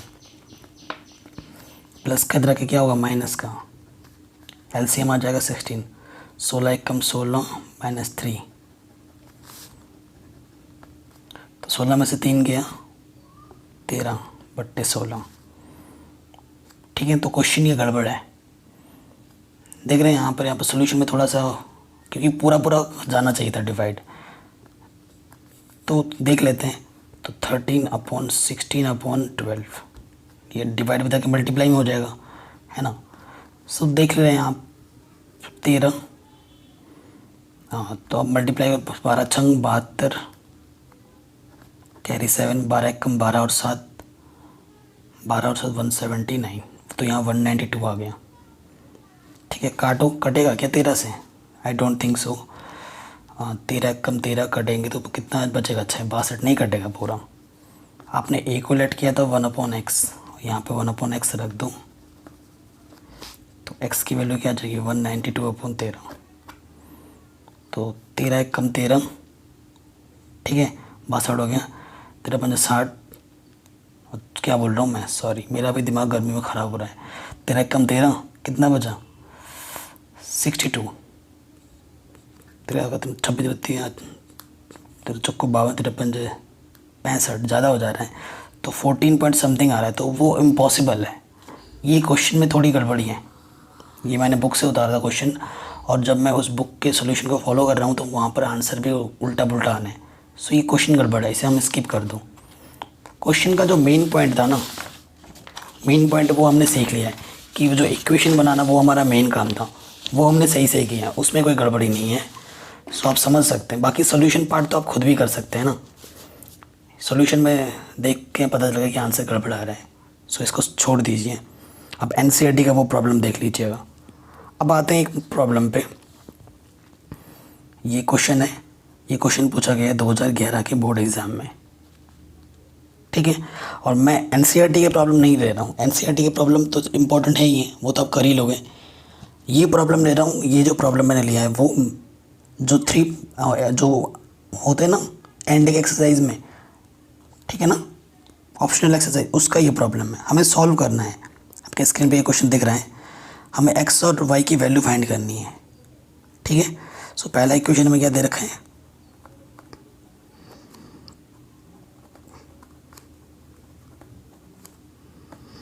ये पहला इक्वेशन है, एंड हमें सेकंड इक्वेशन क्या दे रखा है?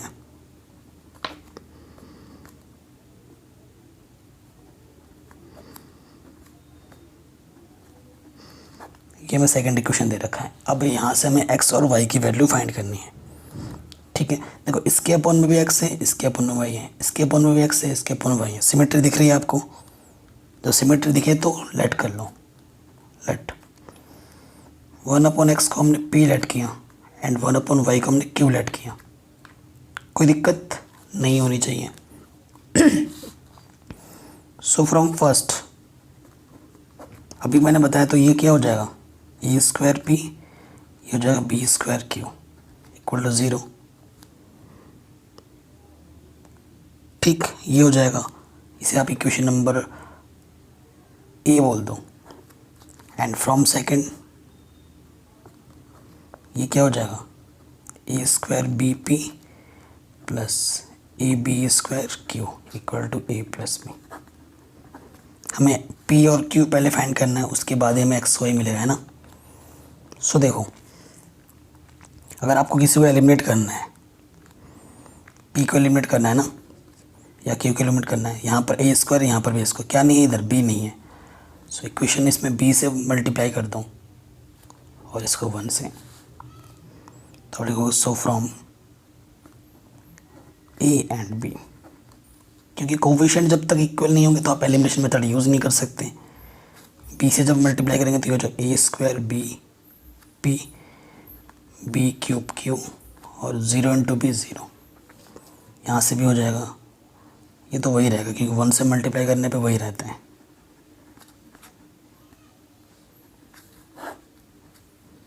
ठीक है, सेम है, माइनस करना पड़ेगा, सेम साइन होने पे माइनस, कटा माइनस माइनस, क्या कॉमन है? क्यों, यहाँ से बचेगा माइनस, कॉम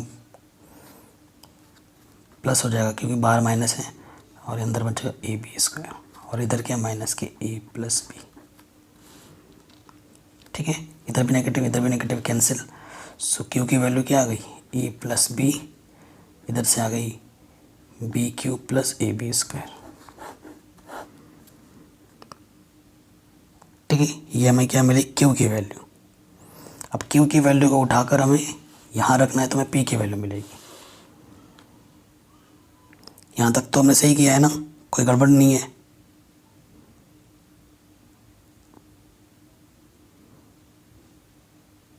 ओके, देखिए अब यहाँ से कुछ हो सकता था, यहाँ से हो सकता था, देखो यहाँ से बी स्क्वायर कॉमन था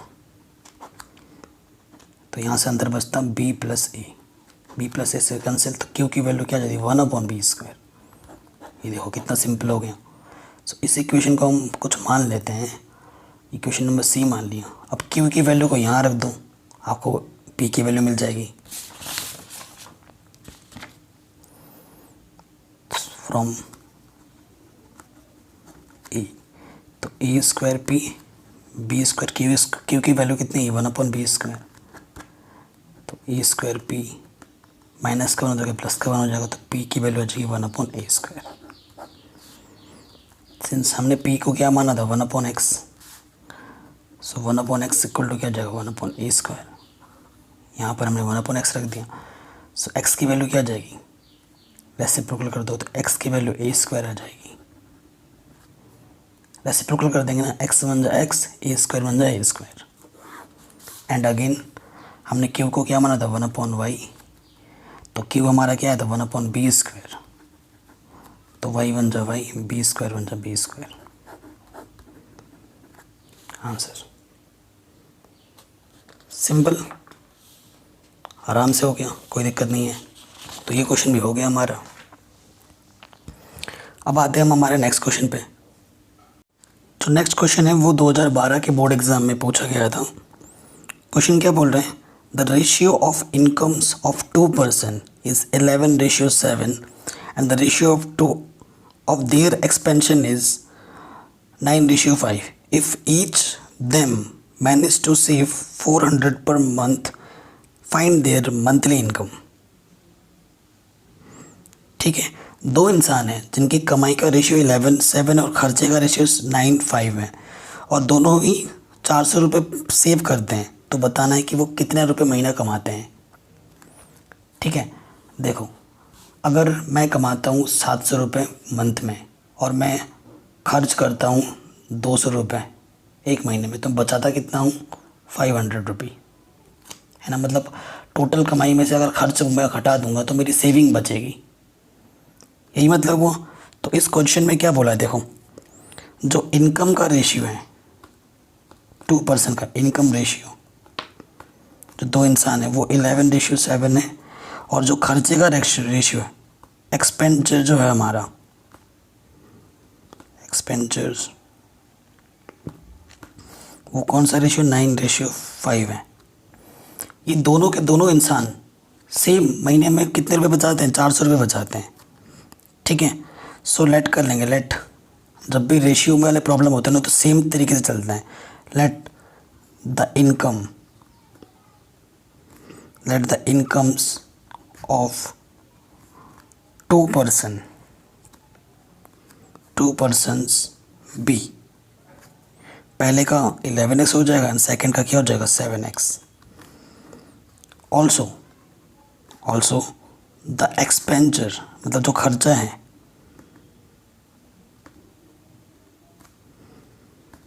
ऑफ 2 persons वो कितना हो जाएगा, इनकम का x में बताया तो एक्सपेंडिचर का कितने में बता दूँ, y में बता दो, 9y एंड 5y। ठीक है, पहला वाला x कमाता है और खर्चा 9y करता है, दूसरा वाला 7x कमाता है, खर्चा 5y करता है।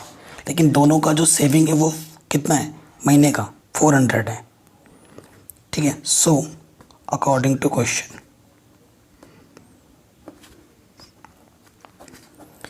पहला वाला कि कमाई में से अगर खर्चा माइनस कर दोगे तो कितना बचता है, 400। ठीक है, एंड दूसरा वाला जो जितना कमाता है 7x, उसमें से खर्चा माइनस कर दोगे तो कितना बचेगा, 400। हमें एक्स और वाई दो मतलब दोनों कितना कमाते हैं और कितना खर्च करते हैं वो हमें बताना है, या फिर महीने की इनकम बतानी है। महीने की इनकम तभी बता पाओगे जब आपको पूरा पता हो कि कितना कमा रहा है और कितना खर्च कर रहे हैं, तो टोटल इनकम आप बता पाओगे। ठीक है, हमें क्या बताना है, फाइंड देयर मंथली इनकम, महीने की इनकम कितनी है उनकी वो हमें बतानी है। ठीक है, तो महीने की इनकम कितनी है 11x, दूसरे बंदे की कितनी महीने की इनकम 7x, तो यही हमें बताना है। ओके, अब ये दो इक्वेशन बन गई, इनको हमें क्या करना है, सॉल्व करना है। एलिमिनेशन मेथड लगाओ और सॉल्व करो, सॉल्विंग फर्स्ट एंड सेकेंड।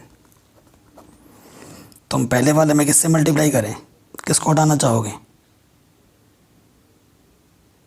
देखो यहाँ पर 11 है, यहाँ पर 7 है, या 9 है भाई, तो कम यहाँ पर होगा, इसमें 5 से मल्टीप्लाई कर देते हैं, इसमें 9 से, है ना।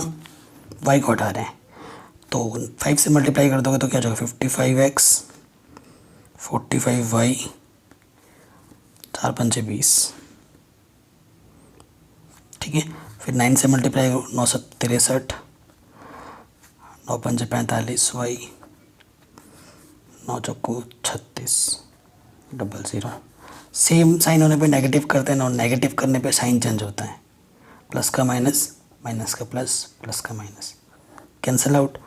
63 माइनस 55x माइनस के 8x, 36 माइनस 20, तो नेगेटिव का कितना आ जाएगा 600 1600।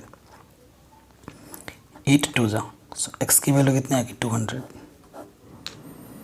मैं y की वैल्यू नहीं निकालूंगा, क्यों नहीं निकालूंगा, मेरे को मतलब ही नहीं है y से, मेरे को खर्चा थोड़ी ना बताना है, मेरे को कमाई बतानी, और कमाई में मेरे को सिर्फ x चाहिए।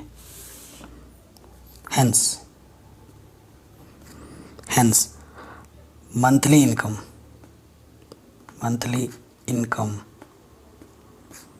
ऑफ फर्स्ट पर्सन के लिए हमने 11x सेलेक्ट किया था।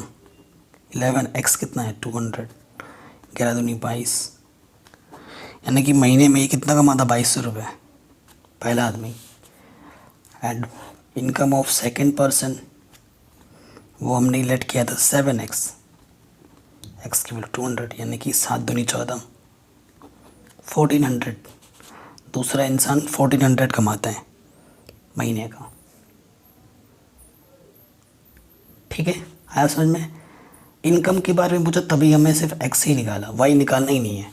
अगर खर्चे के बारे में पूछता तो y निकालना पड़ता, फिर हम यहाँ रखते हैं, खर्चा भी बताता है।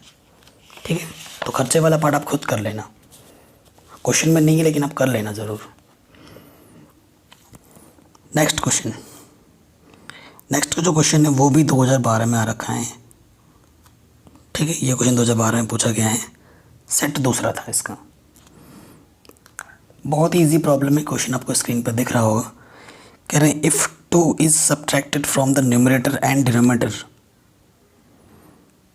ठीक है, कह रहे हैं if 2 is subtracted from the numerator and 1 is added to the denominator, a fraction becomes 1/2, but when 4 is added to the numerator and 3 is subtracted from the denominator, it becomes 3/2.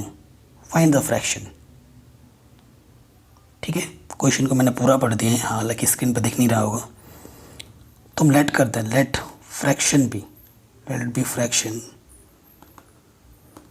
को हमने x अपॉन वाई लेट कर लिया। अगर मेरे को x पता हो जाए, अगर मेरे को y पता हो जाए, मैं यहाँ पर रख दूंगा, मुझे मेरा फ्रैक्शन मिल जाएगा। ठीक है, तो मैं यहीं पे लिखूंगा according to first condition.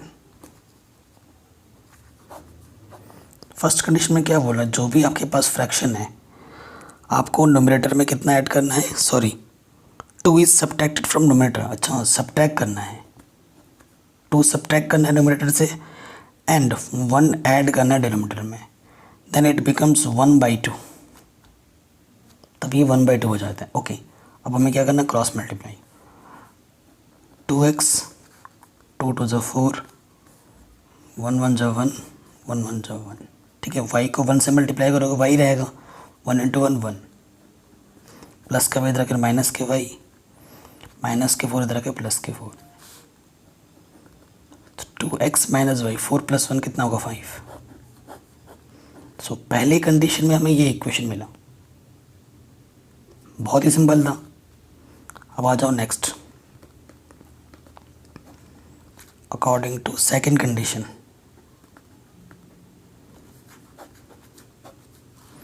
Second condition में क्या बोला, जो आपके पास फ्रैक्शन है, कह रहे हैं 4 is added to the numerator and 3 subtracted from denominator, then it's become 3/2.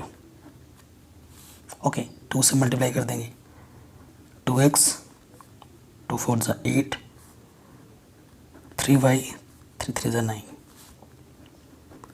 Plus का 3y इधर आके माइनस का 3y, प्लस का 8 उधर जाके क्या हो जाएगा, माइनस का 8। तो 2x माइनस के 3y, 9 और 8 कितना हो जाएगा, माइनस के 17। इक्वेशन नंबर सेकेंड, ये इक्वेशन नंबर फर्स्ट, इन दोनों को सॉल्व कर लो।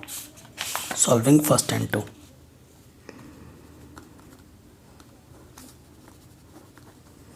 पहला इक्वेशन लिखो 2x minus y equal to 5। दूसरा इक्वेशन है 2x माइनस के 3y इक्वल टू माइनस के 17। काम हल्का हो गया, हल्का मतलब कोफिशिएंट इक्वल मिल गए मेरे को, तो काम हल्का हो गया। सेम कोफिशिएंट होने पे बात आधी कैलकुलेशन कम हो गई। सेम साइन होने पे माइनस करते हैं, माइनस प्लस का माइनस, माइनस का प्लस, नेगेटिव का प्लस, कि ये भी पॉजिटिव का था, ये भी पॉजिटिव का, तो माइनस करना है, और माइनस करने पे साइन चेंज होते हैं, प्लस का माइनस, माइनस का प्लस, माइनस का प्लस। 3y में से y माइनस करोगे तो 2y, 17 में से 5 माइनस करोगे तो 17 और 5, ये भी प्लस का, ये भी प्लस का, ऐड हो जाएगा। 17 और 5 कितना हो जाएगा, 22। 2 1 2, 2 1 2, तो y की वैल्यू 11 आ गई। ठीक है, y की वैल्यू 11 है कि किसी भी एक इक्वेशन में रख दो, since 2x minus y equal to 5 from first. So 2x, y की वैल्यू 11 रख दो, माइनस के 11 उधर के प्लस के 11 हो जाएगा, 16, 2 8 ज़ा 16, x की वैल्यू 8 आ गई। सो फ्रैक्शन x अपन y लेट किया था हमने, x की वैल्यू 8 है, y की वैल्यू 11 है, ये हमारा आंसर है। ठीक है, तो ये क्वेश्चन भी बन गया। नेक्स्ट क्वेश्चन भी काफ़ी इंपॉर्टेंट है, ढंग से पढ़ना। इस क्वेश्चन में बच्चे गड़बड़ी कर देते हैं, सो उन्हें लगता है कि 3 पर्सन है, लेकिन 3 चीज़ हमें लेट करनी है, x y z। ऐसा नहीं है, क्वेश्चन को ढंग से पढ़ो। स्क्रीन पर दिख रहा होगा क्वेश्चन क्या बोल रहे हैं, let present age of the father is twice the sum of the age of his 2 children. After 20 years his age will be equal to the sum of the ages of his children. Find the age of the father. हमें पिता की as find करनी है। ठीक है, तो यहाँ पर एक तरफ क्या है, फादर है, और इस तरफ इधर आपके उसके 2 चिल्ड्रन हैं। तो बच्चों को कंफ्यूज क्या होती है इस क्वेश्चन में, उन्हें लगता है कि यहाँ पे 3 लोग हैं तो 3 चीज़ लेट करनी है। ठीक है, तो वो फादर का एक्स लेट कर लेते हैं, 2 बच्चों को एक्स वाई और जब वाई जेड लेट कर लेते, 3% बना देते हैं वो। ऐसा नहीं है। ठीक है, क्या बोला है, the present age of his father is twice the age of his 2 children, sum of the ages of 2 children, ये बोला है। Sum of age of 2 children ये बोला है, ये आपका की पॉइंट है। तो आप क्या लेट करेंगे, let the sum of the ages of the 2 children is क्या, x years। हम ये मान लेंगे कि 2 चिल्ड्रन का जो सम है वो x years है, एंड हम लेट कर लेंगे age of his father and age of his father, वो कितनी है, y ईयर्स है। ठीक है, so according to first condition,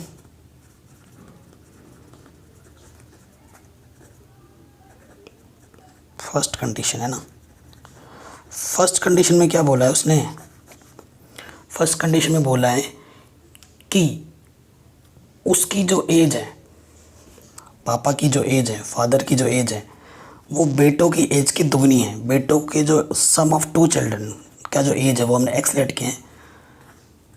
पापा का एज बेटों के एज के सम के दुगनी है, ये बोल रहा है। यानी कि अगर ये एक है, अगर बच्चे एक है तो पापा दो है, ठीक है, यानी कि दुगना है। इक्वल करने के लिए आपको छोटे वाले में 2 से मल्टीप्लाई करना होता है ना।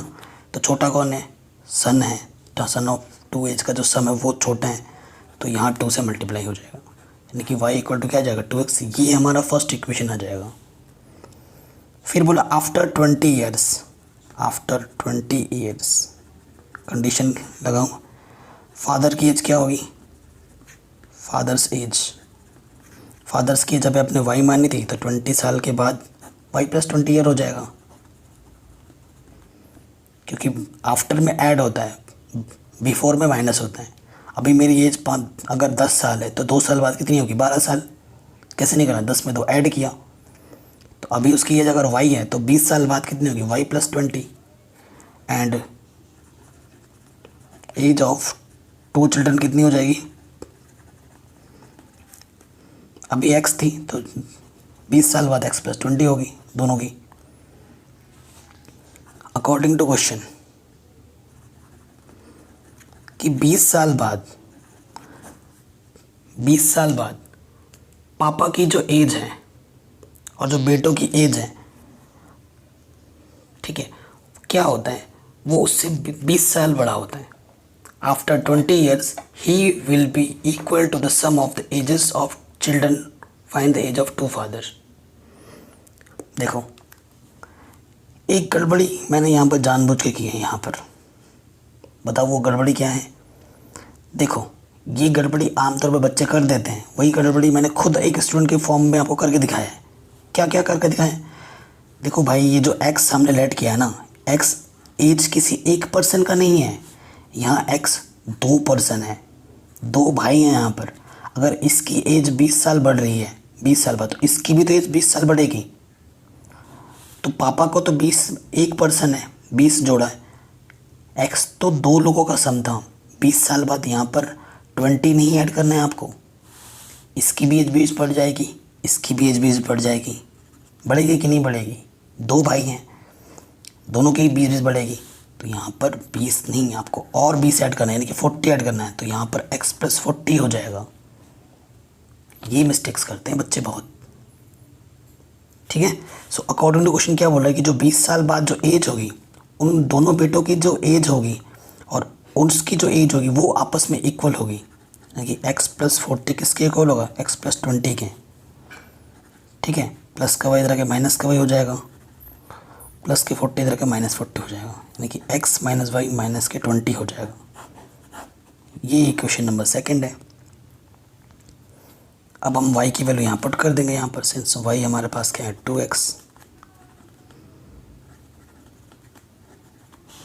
ठीक है। सो यहाँ से minus x equals to minus 20। तो दोनों बेटों की जो एज का जो सम है वो कितना 20 ईयर है, लेकिन ये हमें फाइंड नहीं करना है, हमें तो पापा का एज चाहिए। तो x की वैल्यू उठाकर यहाँ रख दो, y की वैल्यू मिल जाएगी। From first y equal to 2x है, 2x की वैल्यू कितनी है 20, 2 2 ज़ा 4 0। तो पापा की एज कितनी है उसकी 40 साल, ठीक है। Age of his father is equal to 40 years, ये आप लास्ट में लिख दोगे, ठीक है। तो ये क्वेश्चन भी बन गया, काफ़ी इंपॉर्टेंट था। चलिए नेक्स्ट क्वेश्चन पे आते हैं, आपके स्क्रीन पे शो हो रहा होगा, काफ़ी इंपॉर्टेंट है, काफ़ी ज़्यादा मोस्ट इम्पॉर्टेंट क्वेश्चन है। ये बहुत बार पूछा गया है, ठीक है। आपके एनसीईआरटी में भी ऐसा प्रॉब्लम है, एग्जाम्पल्स में भी और एनसीईआरटी प्रॉब्लम में भी है। स्क्रीन पे शो हो रहा होगा क्वेश्चन, दिख रहा है ना।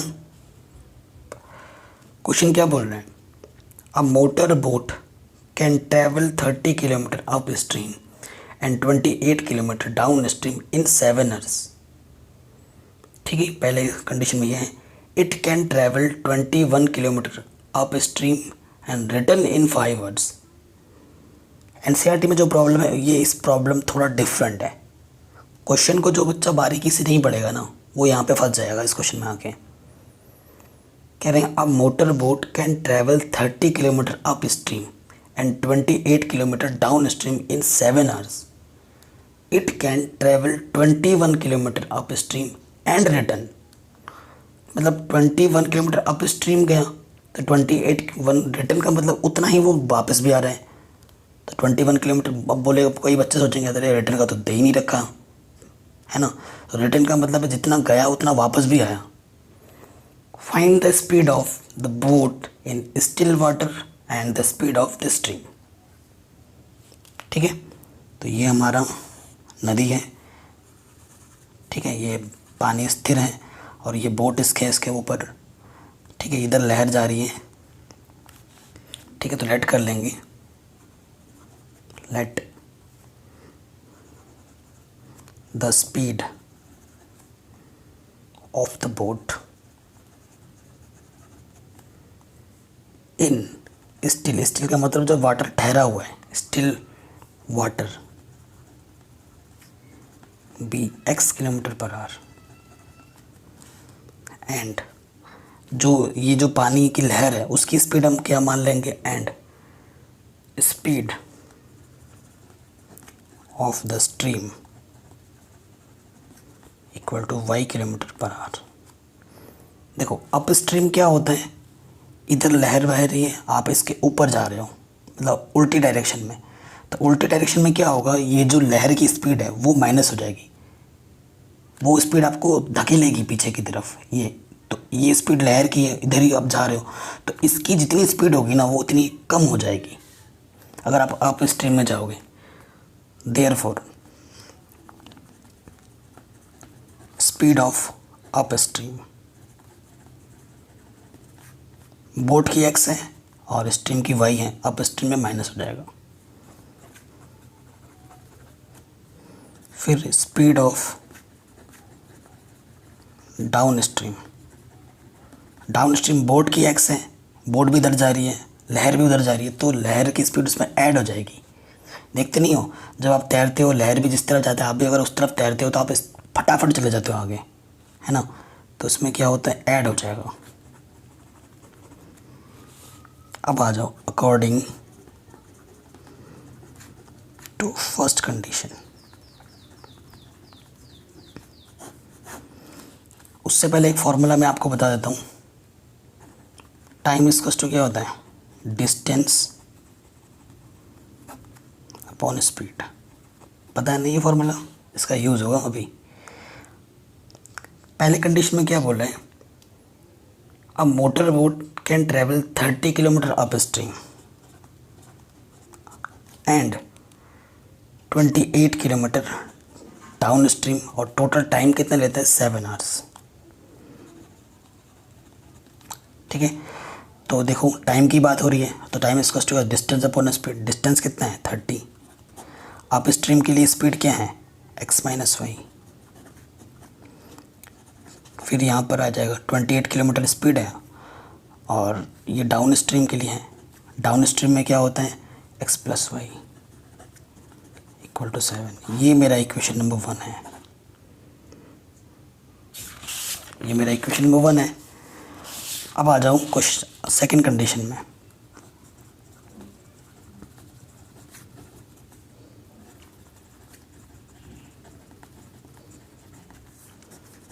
सेकंड कंडीशन में क्या बोल रहे हैं कि 21 किलोमीटर अप स्ट्रीम है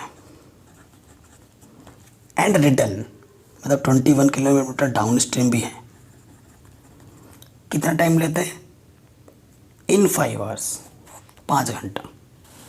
तो डिस्टेंस अपॉन स्पीड फॉर्मूला लगाएंगे टाइम के लिए। डिस्टेंस 21, स्पीड अप स्ट्रीम के लिए x minus y, distance 21 downstream के लिए x plus y 5। Question number second, कोई दिक्कत नहीं है। अब दोनों इक्वेशन को देखो, इसके अपन में भी वही है, इसके अपन में वही है, इसके अपन में वही है, इसके अपन में वही है। सिमेट्री दिख रही है, सिमेट्री दिख रही है आपको। तो सिमेट्री वाले क्वेश्चन को कैसे सॉल्व करते हैं, late 1 upon x minus 1 is equals to a and 1 upon x plus y is equals to b. So from first पहले इक्वेशंस को देखो कैसे लिख सकते हैं. 30 into 1 upon x minus y, 28 into x plus y equal to 7. इसको आपने क्या बोला है ए, इसको आपने बोला है बी. ठीक है, equation number A. From second भी इसी तरीके से होगा, तो मैं डायरेक्ट लिख रहा हूँ 21a 21b is equal to 5. कोई दिक्कत नहीं होनी चाहिए यहाँ तक. ठीक है, यहाँ तक आ गया. अब देखिए इक्वेशन तो चलो हमें मिल चुका है. अब यहाँ पर 21 है, यहाँ 84 है, यहाँ पर 21 है, यहाँ 30 है. तो किस पे मल्टीप्लाई किया जाए? देखो, जब तक जिसको भी आपको एलिमिनेट करना है, मैं बी को एलिमिनेट करना चाह रहा हूँ, जब तक कोफिशिएंट इक्वल नहीं होंगे तब तक एलिमिनेट नहीं होगा. तो मैं इसको मल्टीप्लाई कर दूंगा 4 से, तो 84 हो जाएगा. और इसको मैं मल्टीप्लाई कर दूंगा, सॉरी फर्स्ट को मल्टीप्लाई करूँगा 3 से और सेकंड को मैं मल्टीप्लाई कर दूंगा 4 से. तो ये 84 हो जाएगा, ये 84 हो जाएगा. ठीक है, लिखता हूँ मैं सॉल्विंग ए एंड बी. लिख देना, स्टार्टिंग में लिखोगे multiplying a by 3rd and b by 4th then solve. उसके बाद ना पर लिखोगे 3 3 जा 9 90a 84b 7 या 21. 4 से मल्टीप्लाई करोगे 21 चौके 84 84b 5 चौके 20. माइनस करोगे, सेम साइन होने पे माइनस करते हैं और माइनस करने पे साइन चेंज होता है. प्लस का माइनस, प्लस का माइनस, प्लस का minus, cancel out. 6a equal to 1, तो a इक्वल टू क्या आ गया 1/6. अब a की वैल्यू किसी भी इक्वेशन में रखो. फ्रॉम b यहाँ रखेंगे 21a, a की वैल्यू क्या है 1/6, 21b 5. ठीक है, सो देखो कटेगा 3 2 जा 3 7 जा 21b 5. 7/2 प्लस के रखे क्या होगा माइनस का, एलसीएम 2 आ जाएगा. 2 5 जा 10 माइनस के 7. 10 - 7 इज 3/2. 3 7 जा. सो बी की वैल्यू क्या आ जाएगी, यहाँ पर है 1/2. 7 मल्टीप्लाई में रखे डिवाइड में हो गया. सो बी की आगे वैल्यू आ गई 1/14. ठीक है, ए की वैल्यू आई थी 1/6, बी की वैल्यू आ गई 1/14. ओके, हमें ए और बी की वैल्यू नहीं चाहिए, हमें एक्स और वाई की वैल्यू चाहिए. Since 1 upon x minus y हमने ए लेट किया था, तो ए हमारा कितना आया था भाई, ये आया था 1/6. मल्टीप्लाई करो, cross multiply. X minus y 1 जा एक्स माइनस वाई 6 1 जा 6. इसे हम बोल देते हैं सी. अगेन 1 + XY को आपने बी लेट किया था और आपका जो बी आया था वो आया था 1/14. क्रॉस मल्टीप्लाई करो, x + y 1 जा x + y 14 1 जा 14. Solving C and D. x - y = 6. 14 add करो, y कैंसिल, x और x 2x 20. सो x की वैल्यू कितनी आ गई 10. तो x को आपने क्या लेट किया था, स्पीड ऑफ बोट. बोट की जो स्पीड है वो कितनी है 10 km/h. सिंस x - y 6 है तो x की वैल्यू 10 रखो. प्लस का 6 आके माइनस का 6, माइनस का y इधर आकर प्लस का y. तो जो स्टिल वाटर की स्पीड है वो कितनी है, 4 किलोमीटर पर आवर। आंसर आ गया। तो ये बोट की स्पीड हो गई, ये स्टिल वाटर जो मतलब स्ट्रीम, स्टिल वाटर बोल रहा हूँ, स्ट्रीम की स्पीड है। ठीक है, लहर की स्पीड इतनी होगी। ये क्वेश्चन भी हमारा इजीली बन गया। ठीक है, आगे बढ़ते हैं नेक्स्ट क्वेश्चन में। इस चैप्टर का last question.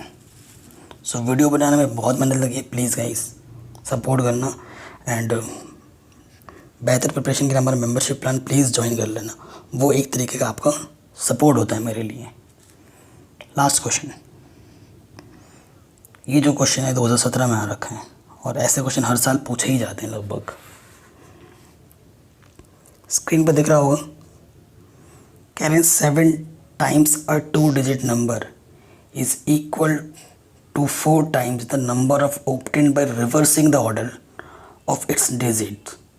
If the difference of the digit is 3, determine the number. ठीक है, ओके।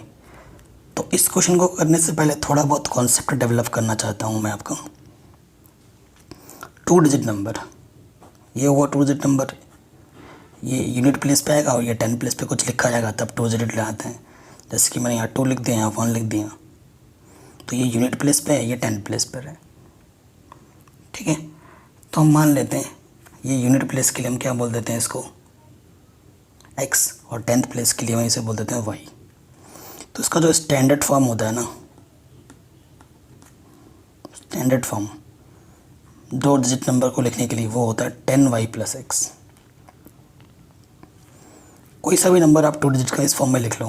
देखो x के प्लेस पर 2 है, रखो 2, y के प्लेस पर 1 है, सॉल्व करो, 10 × 1 = 10 + 2 = 12। तो कोई भी 2 डिजिट नंबर होता है ना, वो ये इसका स्टैंडर्ड फॉर्म होता है। अगर x और y पता है, रख के देखो तो आपको मिल जाएगा। कुछ भी रख के देखो, 73 रख लो, x की जगह पर 3 रखो, y की जगह पर 7 रखो, तो वही 73 आएगा। तो ये स्टैंडर्ड फॉर्म होता है।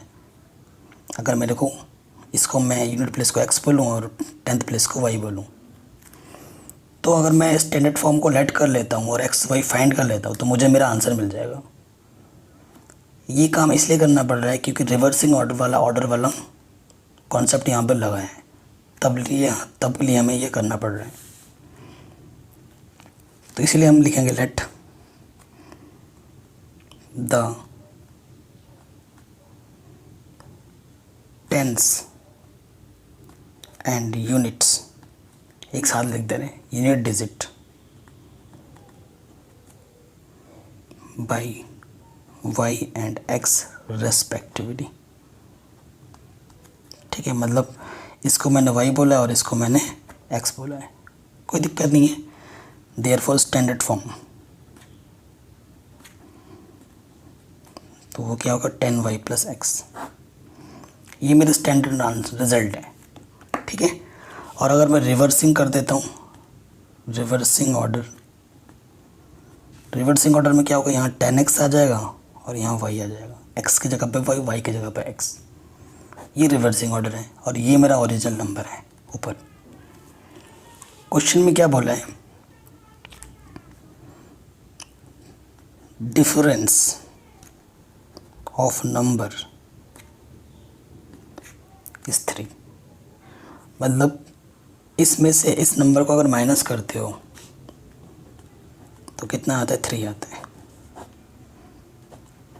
ठीक है, पहला अकॉर्डिंग टू सेकंड कंडीशन,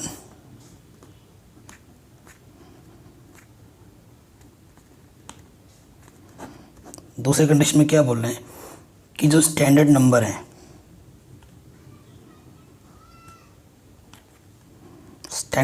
है, उसको अगर 7 से मल्टीप्लाई करो और जो रिवर्सिंग नंबर है उसका 4 टाइम्स आपस में इक्वल है।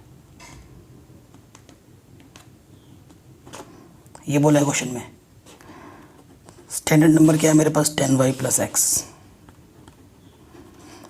और रिवर्सिंग वाला नंबर क्या है, 10x + y। मल्टीप्लाई करो अंतर, तो 70y 7x 40x 4y। ठीक है, तो 40 से के माइनस हो जाएगा,